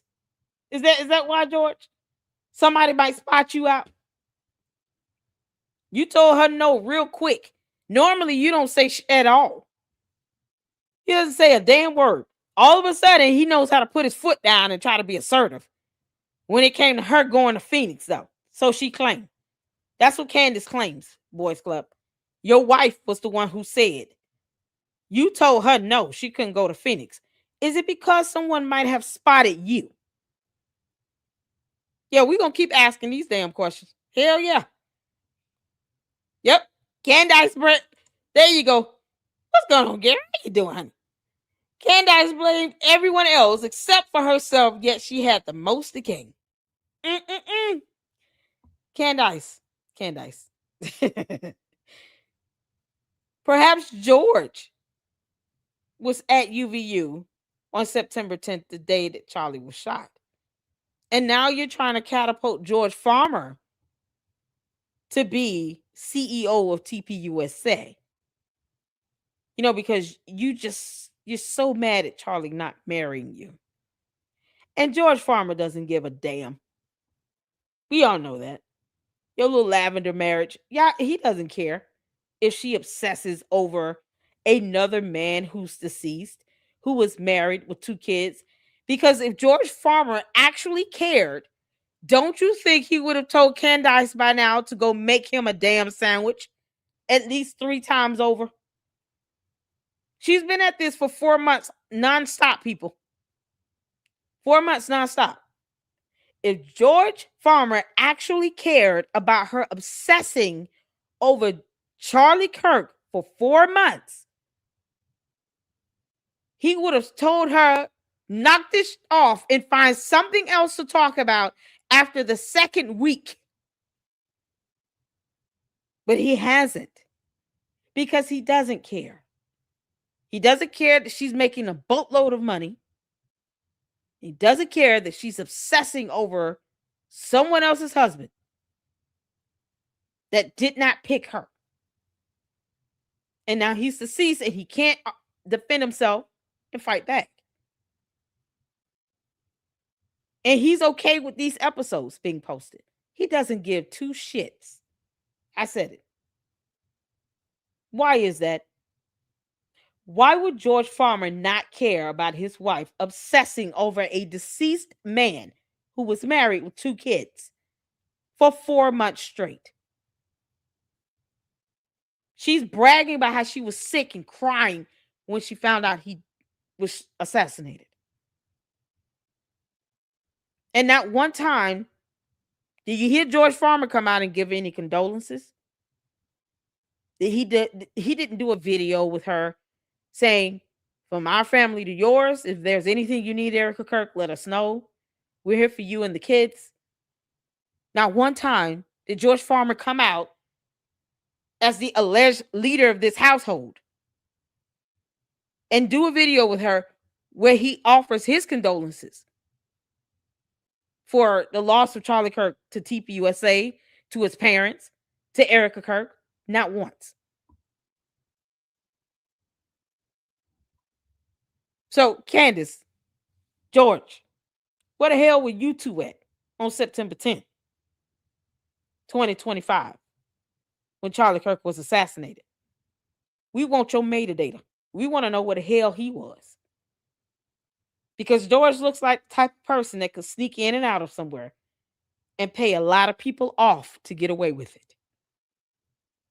We're going to keep asking these questions. And you know, girl, you have her. If I start researching this stuff and posting up evidence, I'm going to have documentation. While you sitting here trying to get people's YouTube channels taken down. You clown. Yep. We're going to keep asking questions, y'all. It's time to investigate Candace and George on September 10th. Where the hell were they at? Candace, I have the entire internet talking about it because I'm the queen of YouTube. Can't make this up. Oh, let's get back to it. Come on here. War with Iran is over. The Panicans were wrong. And we were going, no, we weren't wrong. We weren't wrong. What BB wants, BB gets. So this just means we're hitting pause. And now we're here. Okay. Now we are actually here and they are demanding that we get more involved. And now they're doing their preferred, just in time, a color revolution. They're taking to the streets, demanding freedom. Wow. Really, CIA and Mossad, if you haven't done this literally in every country, like if you could just do a new strategy, I might actually believe that. Exactly. I don't even believe that like 2% that's what's happening in that country. It's just, color revolution. And it was organic and we're here to rescue them. Anyways, it's interesting. All of this is interesting because we don't see those principles of no involvement, staying away from neocons. We don't hear that now being reflected at Turning Point USA. Like we're trying to figure out in the wake of Charlie Kirk's assassination, which was obviously a good thing for Bibi Netanyahu, his war ambitions in Iran, what exactly has this organization become? Well, here's one thing that I can tell you, and you probably will believe this, but yesterday, obviously, I speculated, because I am enemies with their faith division, that it was, in fact, created in the image of the Moonies cult, a Korean cult. And after I questioned their expansion into estate planning as it pertains to the elderly, I was going, kind of weird. They used to just want a donation. Now they kind of want you to put them in your wills. Someone brought it to my attention that there actually was a lawsuit filed at the end of 2024 against Turning Point USA and YAF with exactly the inclinations that I had underscored. Okay, remember, I told you the assassination of Abe Shinzo, the former prime minister of Japan, longtime prime minister. He gets assassinated because the person was destitute, broke, and said, Abe, you are to blame for this. Your entire cabinet is filled with this. You've been pushing this. And my brother committed suicide. I almost committed suicide. We don't even have enough money to eat because my mother gave all of her money to this church, the Unification Church. Well, guess what? This is real life. In December of 2024, a court petition was filed challenging the last will. I need to pause because we got some supers. Shout out to you, Heather Rose, for the $9.99 super. Oh, okay. Let me read this. Thank you so much, by the way, for your generosity. Catholics don't believe purgatory is hell, but a place of final purification before entrance into heaven for those who died in God's friendship, but were only imperfectly purified, aka non-Catholics. Oh, that is interesting. You know what? I learned something new today. Thank you for that. I'm gonna be honest. I saw the FX Christmas Carol, and there's a scene of a purgatory, and it looked like hell, like a sweatshop in hell. That's it. So thank you for that information. I appreciate that. Shout out to you. Yeah, shout out to Heather Rose for the 99 super. I appreciate that so much. Thank you. And then Crush 1933. Crush sent us a $5 super sticker. Thank you for the $5 super sticker. Just because I appreciate your generosity. Thank you so much. You guys, it's so good to see you all. Minnie, how you doing, honey? What's going on, y'all? Listen. It's been a crazy week, but you know what better way to end it out than laughing at Candace, the yeast infection. You can't make this up. What is she rambling about now? The Moonies? Yeah, she's still on this Korean cult thing that they're gonna whoop her ass. I'm telling you all right now. They're not gonna take kindly to Candace, Amber Owens Farmer, talking about anything going on in their country. They just don't, Candace. I mean, it's obvious. One of the reasons why. You're an idiot. They don't care about what you think. But you got a whole lot of people over there that, you know, they don't take kindly to an American trying to tell them anything about what's going on in their country, especially if you're mocking it. Can't make this up. So she gonna catch it. Hey, X-Files, how you doing? What's going on? She gonna catch it, y'all. Thank you so much. Shout out to all of you. I appreciate it. I appreciate it. So she gonna catch it. Oh, she gonna catch it. You keep going on after Korea, child, north or south, they don't care. They're not gonna sit here and keep letting you keep berating them about what's going on over there. Once again, Candace doesn't care about what's going on in the U.S. at all, not even a little bit. And testament and trust of a man named Alton C. Jennings. Okay, Alton died at 95 years old. He had a very long life. Per the lawsuit, these are still just allegations. Per the lawsuit, Alton began showing signs of cognitive decline in 2020. And at that time, a year later, rather in 2021, he hired a caretaker. That caretaker's name is Mitch Manley Sr. Okay, so you're thinking grandpa now has a caretaker. We're good. I should tell you this lawsuit was filed by his grandson.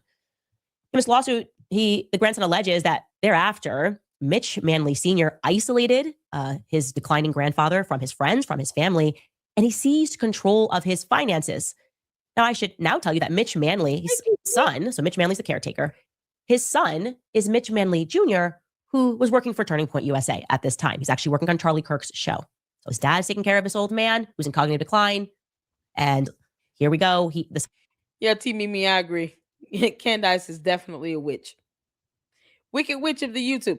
Candace, you have people that actually believe that you're a witch because you ask questions that the Bible describes as witchcraft.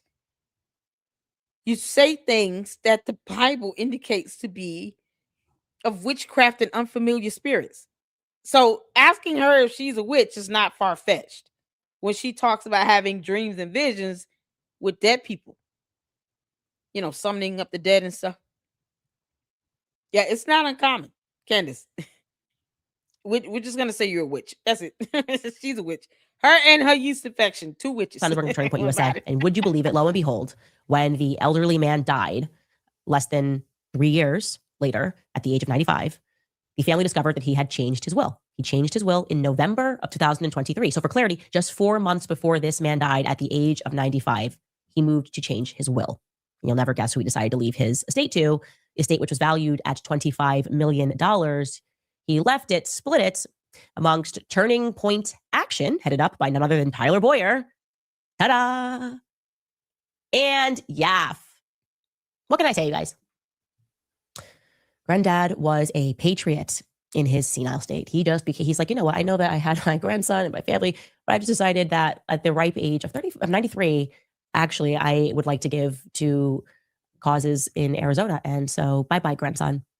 How does that make you guys feel? I don't know. I am just amazed. I'm actually, oh man, the Moonies cult just opened everything. Everything is just locking into place suddenly. And look, I want to be clear, just so I sound like a cultist. I'm sure this was all done for God.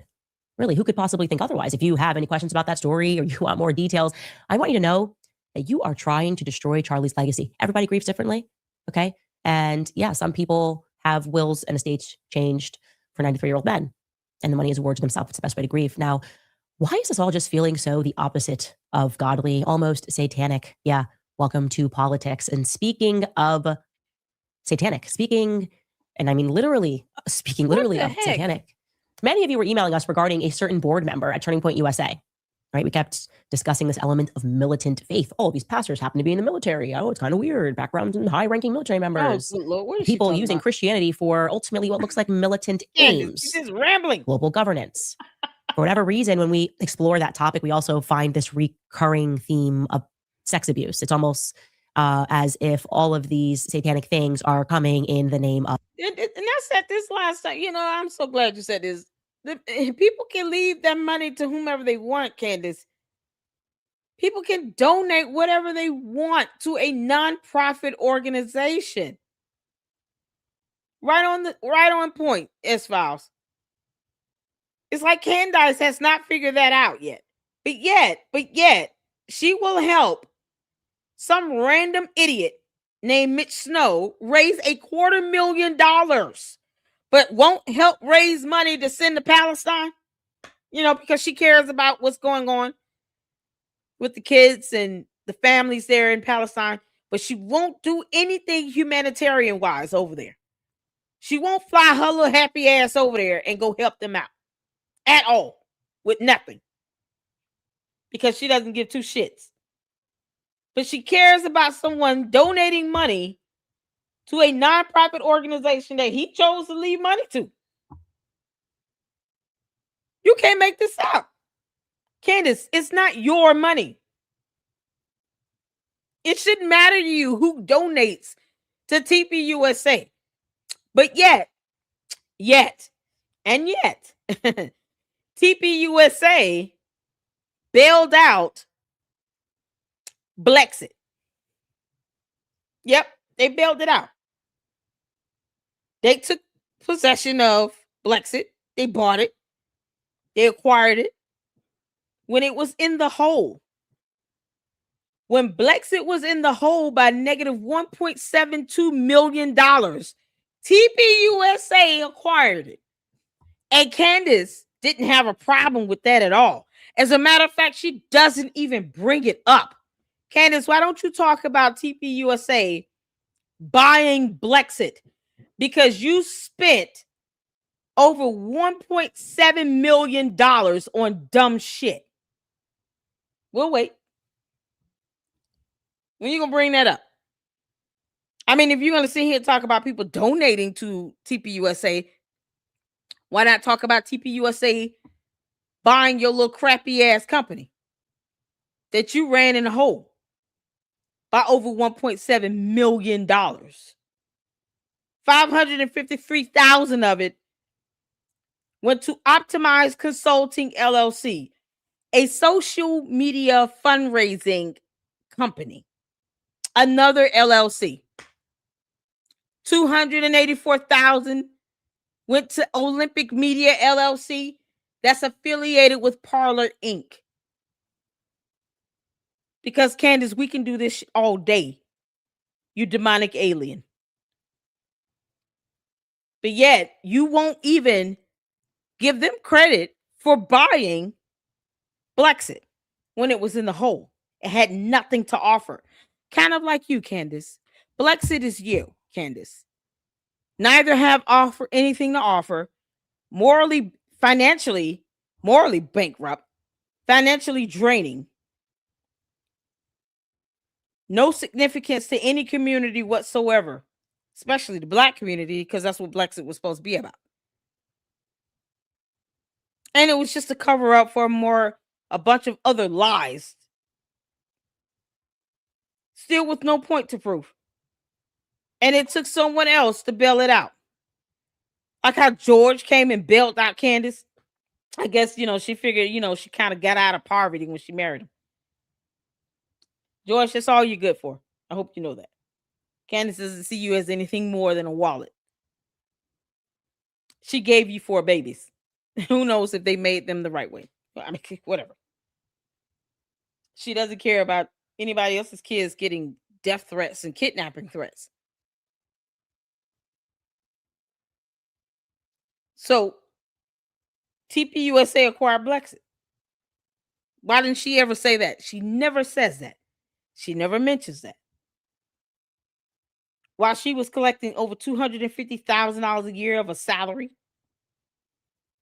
for some nonprofit that did nothing in Black communities about anything regarding conservatism at all. Absolutely nothing. Just a way for her to spend money on dumb things. Put some money in George's pocket. He couldn't even get anybody to buy Parler Inc. though. Funny how that happened. Funny how even Kanye West was like, no, I'm not buying Parler Inc. So it's safe to say that, you got some failures going on here. And she doesn't even want to acknowledge that. Whoo, child. All right, come on, you dumb demon. Finish up. Yeah, this freeze frame is epic. Of the Lord. Well, enter this TPUSA board member named Paul Vallely. Paul E. Vallely. I want you to look at this guy. And he is exactly the kind of board member that I would expect to be involved with Turning Point Faith. By way of background, Paul E. Vallely was a military commander. He was a military commander for none other than the 7th Psychological Operations Group. That's already compelling for me, right? The 7th Psychological Operations Group. There were 6 before it. And what number are we at now? Okay, can we just take a second to appreciate that our military is literally running mind wars? Mind wars. And that's what he did. Our military is engaged in them. That's why I keep telling you, when you're on the internet and you're just being yelled at and they're just trying to break down your brain, they figured that if a bunch of people say something, you'll just follow the lead. That's what these bot farms are all about. I actually kind of subscribe to the dead internet theory, especially when I'm on X. Yeah, because she has bots. Just so y'all know, Candace has bots. Of course, she subscribes to this dead internet theory. Candace has bots. Probably half of her subscribers are bots. Candace, you're not fooling anybody you have. So I'm like, this is obviously run by the military. I've never seen the bots say we shouldn't go to war ever. And yet when I speak to people, nobody wants to go to war. So there you go. Anyways, back to Paul Vallely. Vallely did 2 combat tours in Vietnam. He was in Japan, Korea, Iraq, Israel, you name it, all over the place throughout Europe. And while he was serving, he collaborated with a major that was working under him. Okay. This major became his official research and analysis team leader. And his name was Major Michael. Look at those eyebrows. Unbelievable. Michael Aquino. They hit it off so well, Paul and Michael, so well that in 1980, the two of them decided to co-author a book correctly termed, aptly entitled Mind War. Now, who is Michael Aquino? Because this is where it gets interesting. Aside from being an intelligence officer and an expert of psychological warfare, just like Vallely, doing this on behalf of our military, he's also an open Satanist. Exactly. Honestly, I'm starting to think that being an avowed Satanist might be the very reason that he was welcomed into the ranks of our military. And I'm going to tell you his background story. That whole garb that he's wearing, by the way, this is Aleister Crowley. For those of you in the book club, those of you reading, we've been reading Chaos. This is what established Hollywood. You are not imagining it. This is what these people believe in. And in 1969, lo and behold, speaking of the book Chaos, when the military was just spiking the ball, psychological operations, moon landing, whenever you're ready. The Manson murders, whenever you're ready. All military. Why is she just throwing out words? Red, balloon, whenever you're ready. Green, apple, whenever you're ready. Granny Smith, pies, whenever you're ready. Like, what the hell? Candace, oh girl, you get dumber and dumber the more we listen here. Right. Anyways, 1969, ridiculous. this guy Aquino joined the Church of Satan. And in 1969, he then rose through the ranks of that church as the Magister Caverns of the fourth degree within the church hierarchy. He became the editor of the publication The Cloven Hoof, and he sat on the governing council of the Nine. In 1975, he left to form his own satanic church because just like other churches break apart, there was a schism. And the schism was because they couldn't establish the doctrine, because the Satanists were saying, like, Satan is an idea. And he was like, no, Satan is literal. And so they had the great satanic schism, you could say. He accuses Anton LaVey, who's the founder of the Church of Satan, of heresy for claiming that Satan was merely a metaphor and not an actual being. So I'm going to now let Michael Aquino, who's head of PSYOPs, along with Kyle Vallely, who's a board member, tell you what the goals were when he established the Temple of Set. Take a listen. I just want to start out, I think, by clarifying and understanding the nature of what it is to be a Setian. Obviously, slightly different from a Satanist, but obviously you did spend some time with the Church of Satan initially. And just to understand what is the mindset, what is the philosophy of it? Okay, y'all. Why is she going over this? Why is she going over something about the church? Why is she going over this satanic nonsense? Y'all, this girl need to be thrown into a mental health facility quick. George, you need to have your wife admitted. Like tonight. There's no way she should have survived this week talking about the Church of Satan like this. What is going on? Auntie Mimi says she needs an exorcist immediately. Oh my goodness, this is so demonic, Candace. Was there nothing else for you to talk about? You could have just read us a book. Dr. Seuss, pick one. Red fish, blue fish, green fish, two fish. Pick something. Anything over this. Anything else. Except the Egyptian plains. We're sick of that. You can't make this up.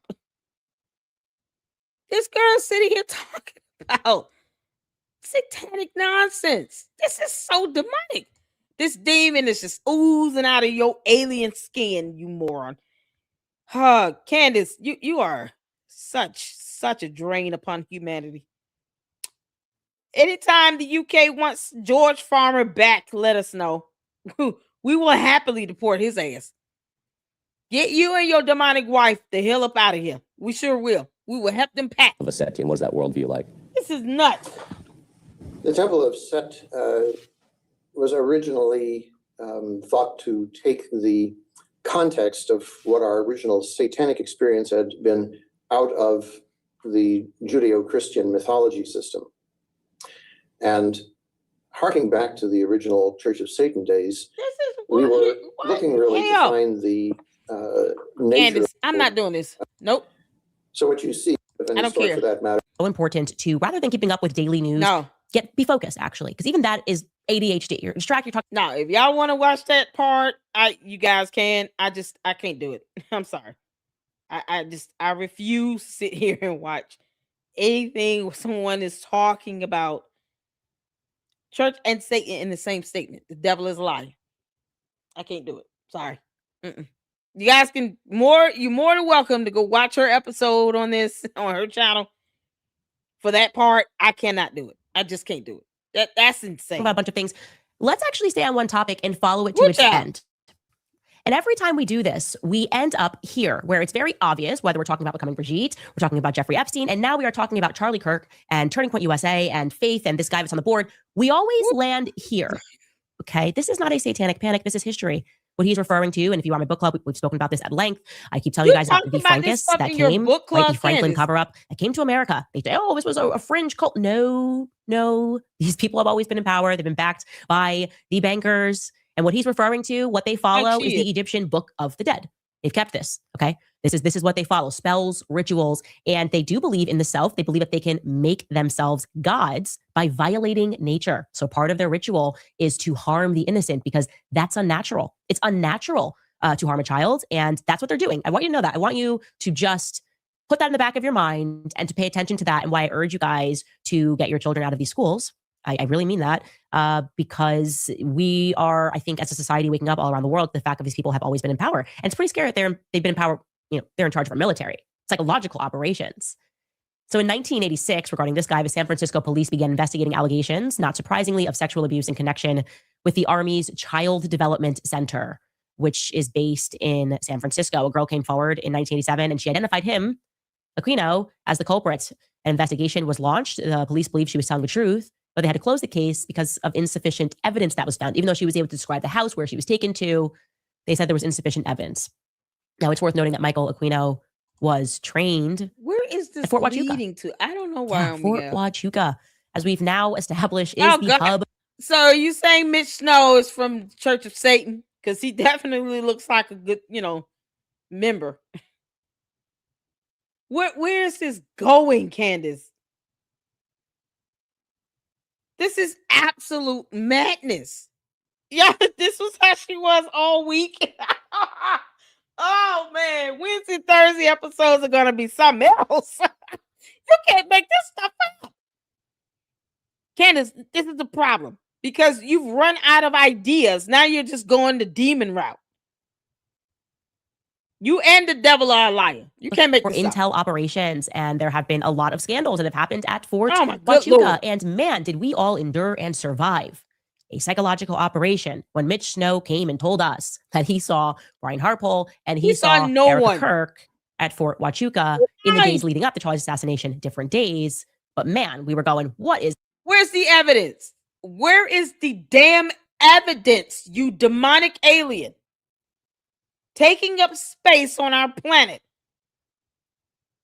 Where is the evidence, the proof that he saw Erica Kirk, Brian Harpole, or anyone else?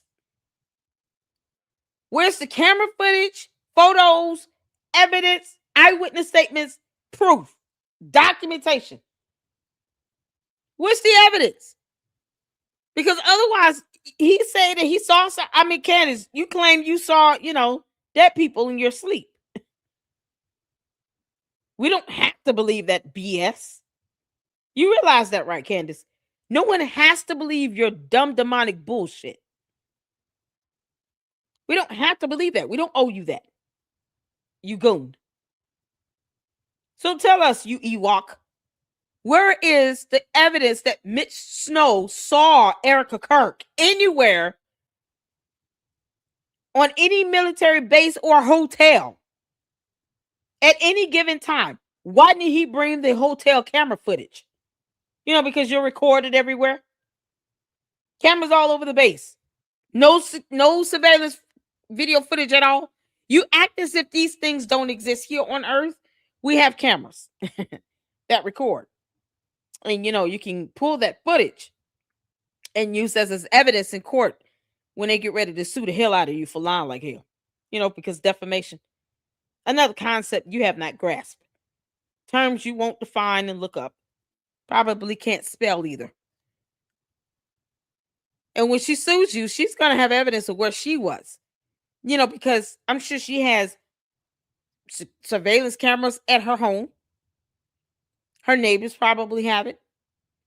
Her cell phone, sending off signals, pings on cell phone towers to track her location, because her cell phone will have a tracker in it. She would have sufficient evidence to prove where she was on September 8th and the 9th. Damn it. You're going to be the one in court stuck with that dumbass lie that you and Mitch Snow concocted up together. And instead of you paying him directly, you're having a fundraising for him for $250,000 for that dumbass lie that can land you in court, you demonic alien. And I hope Erica Kirk sues you. Erica Kirk, you're going to have to do something. Or else she's going to get more worse and much more demonic. And now half of hell is being unleashed upon the land. Because Candace is running out of ideas. Because she's not talented or smart or intelligent or anything. She's running out of ideas. And now she's talking about the Church of Satan. Erica Kirk, you're going to have to sue the hell out of her. You and TPUSA, y'all going to have to get it together. Call over there to France and ask the Macrons who are their attorneys so y'all can make sure you do it right. Because they're showing us all how it's done. I kept saying this. I said the Macrons are showing us how it's done. They figured it out. Why are we going to sit here and we got to go back and forth with this idiot? Taking her ass to court. Candace, they're suing you. And they're not trying to kill you. They want to sue you. They want you to pay them for the damages that you've caused. That's it. They want to mollywop you in court. And I will be here to report on it. You can't make this stuff up. So, no. This is ridiculous. This is absolutely ridiculous. Yeah, oh my God. What's happening? Why do we feel like the whole internet is screaming at us? Yeah, well, that's the home of Army Intel psychological operations, and you should know that. No evidence on this stuff. No evidence. Now should discuss why it's just so hard for Turning Point USA to stay away. I showed you this chart from these trafficking connections, and you're just not going to believe a relationship that they are not severing. I just find it weird. It gets worse. I don't know. They're having discussions about whether or not they should let Tucker speak on the stage. Oh, but I want to have discussions. Like if I'm a board member, I don't think they're going to consider me for it. But I'm open to it. Turning Point USA. I'm open to it. I'll shoot my shot. I would want to talk about some of these pastors that are welcomed onto the Turning Point USA stage. We'll talk about that more after a brief break. All right, you guys. I've spoken about Nimi Skincare before. It makes the process. Mainly, I just wouldn't even fly over the country for a little bit. But I will say, Candace, at checkout. Now, I do not claim to be a public relations wizard. I don't do people. Girl, stop. That's all you are about. Putting on a show because you're a clown. Yeah, we all claim that you're a demonic alien from outer space.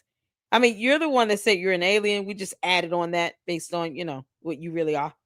She's a demon. We can't make this up. Yeah, the last thing you want to do is use words like wizard, Candace, or Harry Potter. No. A witch, warlock, wizard. What's the difference? You can't make this up. You are certainly not. If you Google my name, you'll see. I don't care so much about it, but Google your name and you still will not find a degree that she claims she's earned. 2 of them from one school within 1 year. 4-year degrees that takes 4 years to earn. No, she said she got 2 of them bad boys in 1 year. I will say, no degree. If a 94 TikTokers were out there making videos about me, accusing me of trafficking children from Romania, I would probably do my very best to stay away from the theme of trafficking and to stay away altogether from the theme of Romania. I just wouldn't even fly over the country for a little bit.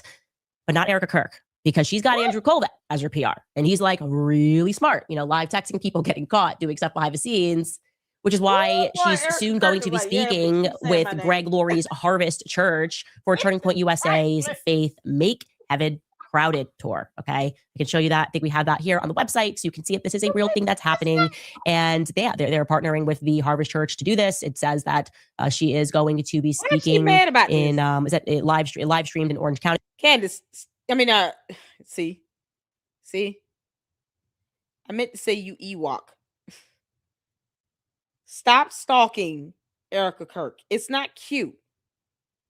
You're a grown ass woman with boys club and 4 kids.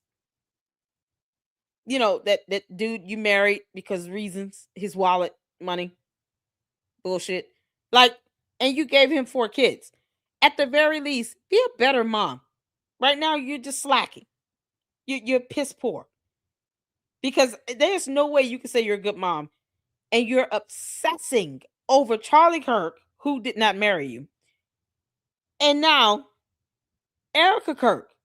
Because you're following everywhere she goes. That's the last thing we have to worry about is the Egyptians doing any of this. No, it's Candace. Candace is the one stalking Erica Kirk. Why is this a thing? Why is she pulling this up? She wasn't invited to speak. She's not invited to go. Why is she bringing this up? Why do you care about this? Harvest Orange County Church. Now, what's wrong with this? In case you are wondering or have not heard what is going on with Harvest Church and Greg Laurie, here's an article which tells us that Greg Laurie, there's been a number of lawsuits filed against Harvest Christian Fellowship Oh my God. The founder, Greg Laurie, and also the churches related to alleged abuse of young men at a children's home in Romania. Okay, there's 12 lawsuits actually. The original lawsuit was filed in September by 2 men claiming that Paul Havsgaard, he is a former pastor and a missionary at Harvest Christian Fellowship in Riverside, California. So that's that area. Candace, you care to, talk about Andrew Tate? Funny how he is in Romania, right? Yeah. Isn't he being accused of the same thing? Caught some criminal charges, lawsuit. Like, seriously. You're not going to speak on Andrew Tate doing that? Being accused of that? You're not going to speak on that? He likes to sue people because they said something. Not because it has any meaning in court. Just simply because, he doesn't like it. It hurt his feelings. Whatever. And yet she won't sit here and say, you know what? No, I don't think I'm going to sit here and talk about trafficking and all this other stuff. When Andrew Tate bragged about pimping girls out in videos all over the internet. And then wants to sue people who report on it. Not because it's false. You can't make this shit up. Candace, you're a hypocrite. The word of the month here in the LLC is hypocrite. That is what this demonic alien is. Y'all, look at this freeze frame. It's epic. This freeze frame is epic. Candace, this is because I'm the queen of YouTube. Oh, God. The hypocrisy overfloweth. It overfloweth. While she's stalking Erica Kirk now. Because Candace Owens is stalking Erica Kirk. You can't make this up. They're all from Colvette's from there, that area. He's from Santa Barbara, actually. She didn't like girls. McCoys are from there. And they're alleging that he abused them at a children's shelter in Bucharest, Romania. The allegations include children being tied to radiators, being made to kneel down on walnut shells, being touched inappropriately, and being pimped out for sex. Now, the number of litigants, as I said, has risen to 12. And the law firm that's representing the survivors said in a news release that they're expecting 23 former residents of the home to bring complaints. The most recent complaints were filed in November. The court documents claim that Greg Laurie and the Harvest Christian Fellowship sent funding to Havsgaard, which they obviously did send funding to him while he was there, and they were negligent in supervising him while he was there, despite reports of abuse.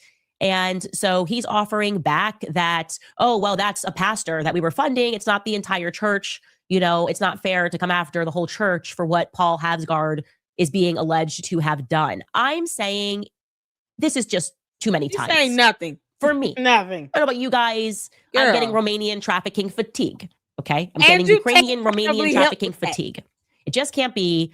Yeah, if she's got fatigue, it's because Andrew Tate is giving her that fatigue because that's what he is being accused of doing. Trafficking, prostitution, pimping, and all this other stuff. He's got all the boxes ticked off. All the boxes are checked off, Candace, with Andrew Tate. Because for some reason, the real bad guys are the ones you are a coward when it comes to. Like Megyn Kelly. The queen of coward. You guys can't point out wrongdoing to save your lives. You're a coward when it comes to an Andrew Tate. Someone who pimps out women. Like, if you weren't married to Boys Club and you still wanted to sit here and kiss Andrew Tate's ass, he would disrespect the hell out of you. You probably would be one of his little hoes standing on a corner in Romania. Because that's how big of a coward Candace is when it comes to Andrew Tate. So no one is responsible for that fatigue, you heifer, except you. You don't want to grow a spine when it comes to somebody like an Andrew Tate. But you're trying to force accuse someone else of doing something like this. Based on what? And all of these military people that are adjacent to the military, go out there in a place where they're perfectly safe. Actually, they're quite immune to prosecution because that's the deal that gets struck up between the governments is like you can do whatever you want on your base. And I'm going, what the heck is going on here? So I reached out to some people that I know, and I say, what is this strand? I don't know much about the military. Why does this keep happening? And what they told me, and this is also proven currently right now, a bunch of South Korean women have filed a unprecedented lawsuit against the United States military for the same thing, for running a brothel where they are stationed in South Korea. God. And so what they are telling me adds up. It's tracking. What they say is, okay, think of a military base anywhere in the world. You have a bunch of men who do not have regular access to women. So in those circumstances, and you also have a bunch of people that are, at the top of that military who, I don't know, maybe could be a bit like Aquino, some satanic tastes. Anyway, they tell me is that they will typically send someone out who will be a woman. So think of like a Ghislaine Maxwell to go out and to find them, their interests, their tastes, young women that can be manipulated. That person will often describe themselves as a casting director to go out there and to tell the women to come onto the base. Once they're on the base, anything can happen to them. Like I said, they are afforded no protections from their government, and our government is not going to prosecute the men that do anything on that base. That's how the typical deal works. And yeah, I don't know. Just like from a PR perspective, I'm not so concerned about why it is that Tucker Carlson, who just believes that we shouldn't get involved in wars, just like Charlie believed, is speaking at Turning Point USA. I am kind of concerned why all of these pastors who seem to be rehabilitating pedophiles are welcomed. I just feels like a thing easily to say, we're just not right now. Greg. Wow. Coming from the boneheaded demonic alien with no brain that interviewed Andrew Tate and defended him twice. Candace, you defended him twice. What are we talking about, y'all? She trying her best. He ain't even distancing himself from her. Is he? Kanye West doesn't want anything to do with you, Candace. That's priceless. Y'all know she never spoke about his apology to a Jewish rabbi. Candace, when the hell are you going to speak about that? When are you going to talk about Kanye West apologizing to a Jewish rabbi? Why don't you take a cue from that? Let's see you follow the leader. Why don't you do the same thing? You brag about Kanye West any other time. You can't say anything about him apologizing to a Jewish rabbi. They better come up in your lineup next week, you heifer. If you're going to sit here and listen to my show, learn something, you thunkhead. Why don't you say something about that? Say something about Kanye West apologizing to a Jewish rabbi. Why don't you tell us your metadata and where you and George Farmer were on September 10th? Hell, September 8th, 9th, and 10th, since you want to go there. Because, George Farmer's starting to look like some of these kids in that crowd out there at UVU. Yep. I'm just going to throw up photos and say, oh, is this George? Is this George? Is this George? George, is this you? Boys Club. Yep. We can do that all day. I want to know exactly where George Farmer was on September 10th when Charlie Kirk was shot. That's what I want to know. Yeah, we all want to know, Candace. Where was he at? What was Boys Club? Glory, until we get to the bottom of whether or not your church was more involved than these people are alleging. Because it's interesting that he's not saying it didn't happen. He's saying, well, it's not the whole church, just this pastor. Anyways, we'll continue to follow that lawsuit, but I find that to be pointedly absurd. And this is Turning Point Faith in a nutshell, which I am an enemy of. But if you would like me to do your PR too, here, I'll shoot my shot. You can pay me. I'm definitely, I think, more capable of an Andrew Colbert at this. And I will tell you to just stop doing that. I'll just maybe just stop working with creepy pastors. That would be a start. Not a finish, but it could definitely be a start. Anyways, before we get into some of your comments, I do want to acknowledge the fact that Scott Adams, the creator of Dilbert, died 68. I mean, what a brave battle fought. He kept up his show every day as much as he could when he had the strength to. On X, we were all watching it, and he did say that he was coming to the Lord before he passed. He lost his battle with prostate cancer. He was just 68 years old. So it's very sad. And I think I shared with you, everyone has stories about him and in their political life. And I think about that magic of the Charlie Kirk moment and the Kanye tweet. And like I told you, watching Scott Adams explain it on a little whiteboard of what had happened when these two things were not supposed to happen. Entertainment is speaking and politics. And now he's ripped a hole in the universe. And so Scott Adams gets to see Charlie first, and he was a very honorable man. And I just wanted to acknowledge that. And for all of his loved ones that are going through this, it's very hard. Even if you're expecting it, it is very hard to go through. So say a prayer for Scott Adams and his family. We're going to take a brief break and we'll be right back. All right, you guys. Oh, Lord, we made it.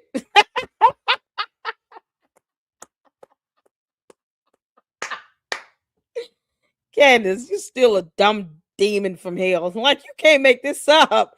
Y'all, we made it. Oh, we got here. We made it. We made it to the end. Oh my God. Candace, you are insufferable. That was not nothing she said is genuine. Not at all. Not at all. This is absolute madness, Candace. You're stalking Erica Kirk, keeping up with her, doing all these, talk about PR and all. They're not hiring you, you heifer. They're not putting you on the payroll. They don't want your expertise or your advice. They owe you nothing. I don't even know why Erica Kirk flew out to Tennessee unless it lands in a lawsuit. Good grief, girl. Come on, Erica. We all waiting. We all waiting on that lawsuit to drop. Y'all, you can't make this stuff up. I don't even know what to say. This is from Monday and Tuesday, right? Oh, Candace, I can't torture the LLC tonight any longer. It's been 3 hours and 35 minutes. 3 hours and 35 minutes. I can't torture them. But tomorrow we're going to do episodes Wednesday, Thursday. Well, I hear you get worse. Boy, this is unbelievable. Candace, just because you want to sit here and low-key tell us all that you're a part of the Church of Satan does not mean that you get to force your nonsense and demonic buffoonery on all of us. Nope. We want to know where George was on September 10th when Charlie Kirk was assassinated at UVU. What was George Farmer? I want to know his exact location.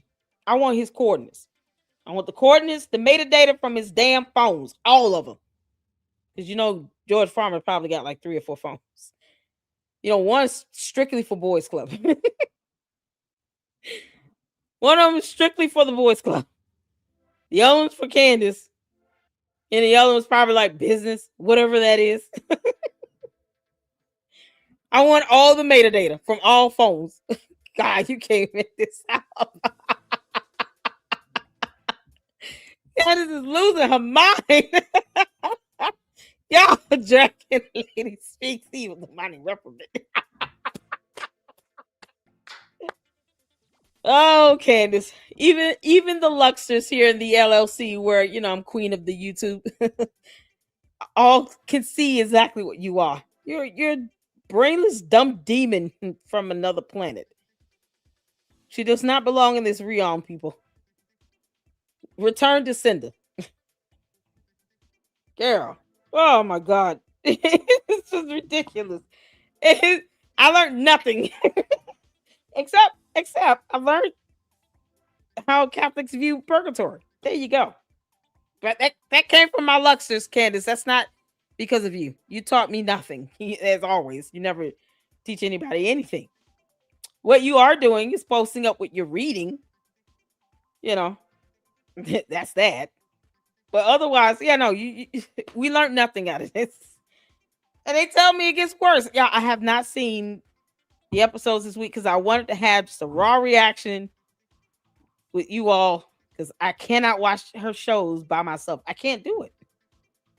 I literally, if I couldn't go live, I couldn't see it. It's just that simple.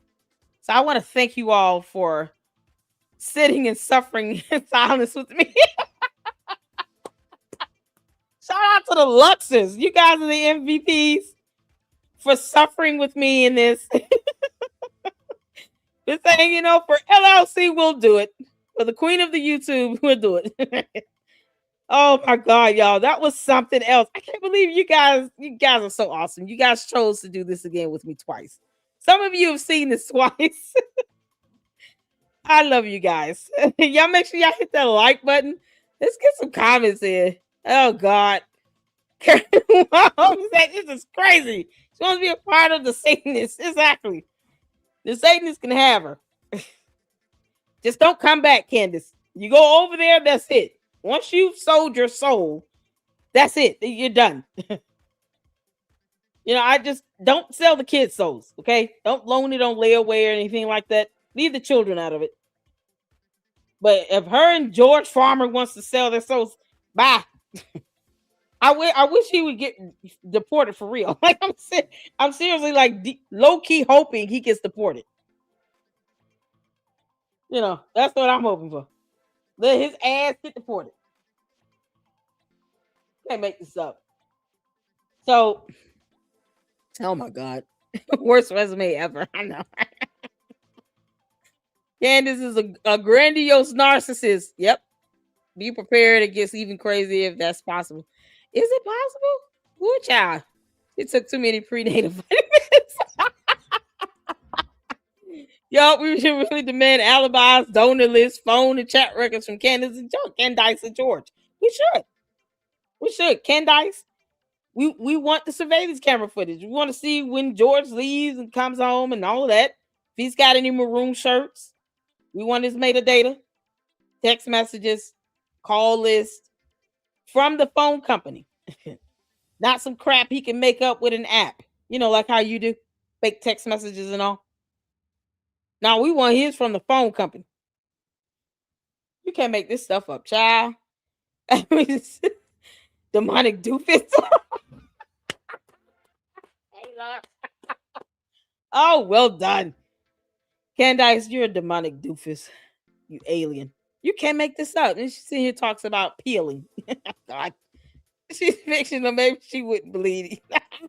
No, y'all, aliens bleed purple blood. It's, you know, a green. It's got to be green or purple.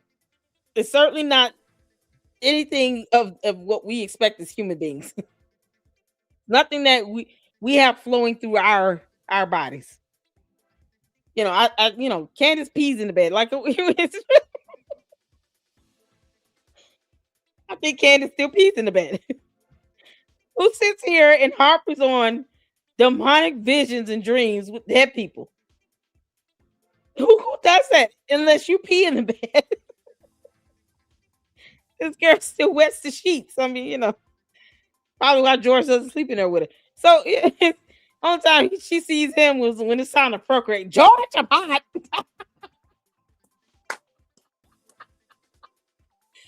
Only time they see each other in that house when it's time to procreate. Are we having baby number 5? No? Well, I'll see you next year, dear. Y'all, he is not studying her at all. She's probably begging for him to come out the closet or from underneath the bed. George, stop scaring the kids. I choose to be the boogeyman. Oh, you gotta laugh at these two doofuses because it's not. They're gonna give you a headache. So when George is running and hiding from Candace, because you know he does not want date night. He does not want date night with her. He'd rather have boys' night out. When he's running and ducking and hiding in the house from Candace, you know, the only time they really see each other is when it's time to procreate. That's it. Like, well, is it that time? The yeast infection has calmed down. You know, it's very hard to get past that. You know, a pregnancy is it's not sustainable with the yeast infection. It's in the way. Your yeast infection is causing a rift. It's making it harder for me to just enjoy it all. Smells like baked bread. Molded cheese and cabbage. I can't do it. Yeah. Oh, Candace, you can kiss my ass, girl. Candace smells like baked bread, molded cheese, and old cabbage at the same damn time because that yeast infection just won't go away. Candace, if you get to tell the courts this to try to get money out of somebody, I get to laugh about this on my YouTube channel.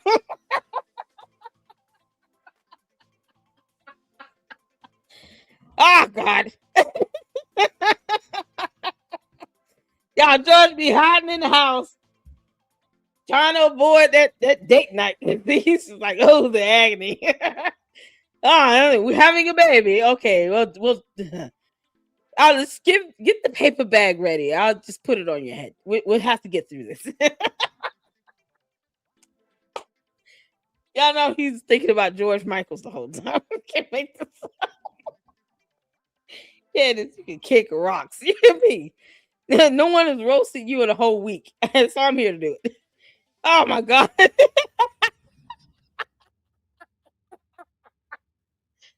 Yeah, he's thinking about George Michaels. You gotta have faith. You gotta have faith. I don't know. Is that the same one? There might be another singer. Is that George Michael's? You gotta have faith. And then he turned around in that MTV video, and then he just showed his butt in them jeans, just switching side to side. Is that the same guy? That's the one he's thinking about.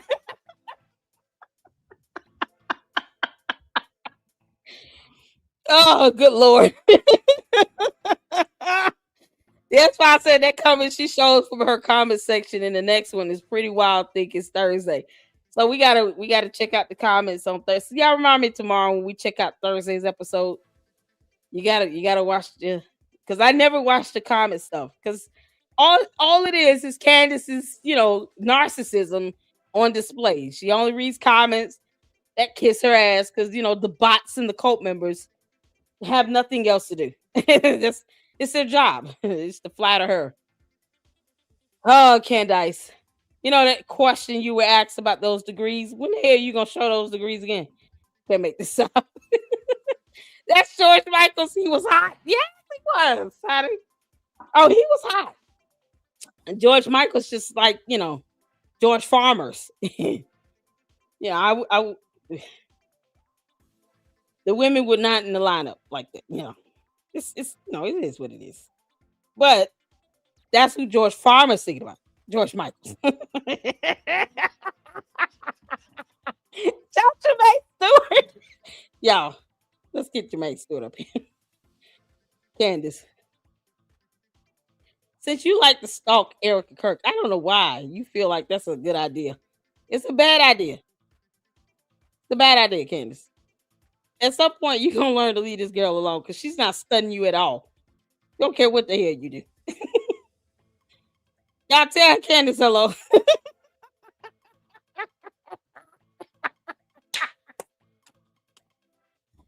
Y'all tell Candace hi. Boy, girl, boy. Let me tell you something. Candace. This is what happens when you allow that yeast infection to take completely over. You don't even try to shave or anything. You just go raw dog it. Put on a sweater. Put on a sweater to let everybody know exactly what I am. This is it. Boy. Why are you stalking Erica Kirk? Now she's going to be in this seminar next month, you all. What are you doing? She's not giving you a job.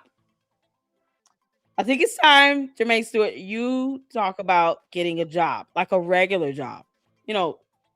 Something where you have to actually show that you have a brain. Candace. You grifting on YouTube is getting old. When you start talking about satanic nonsense, you all know what type of audience she's gonna draw in while she's sitting here oogling over the Church of Satan. Like, now she's gonna get all the ghouls and witches and warlocks in her comment section. It's like all the fans of the Mason family is gonna be in Candace's comment section in her live streams now. That's the audience you're drawing in. You might want to think about some things. Boy, that sweater is something else.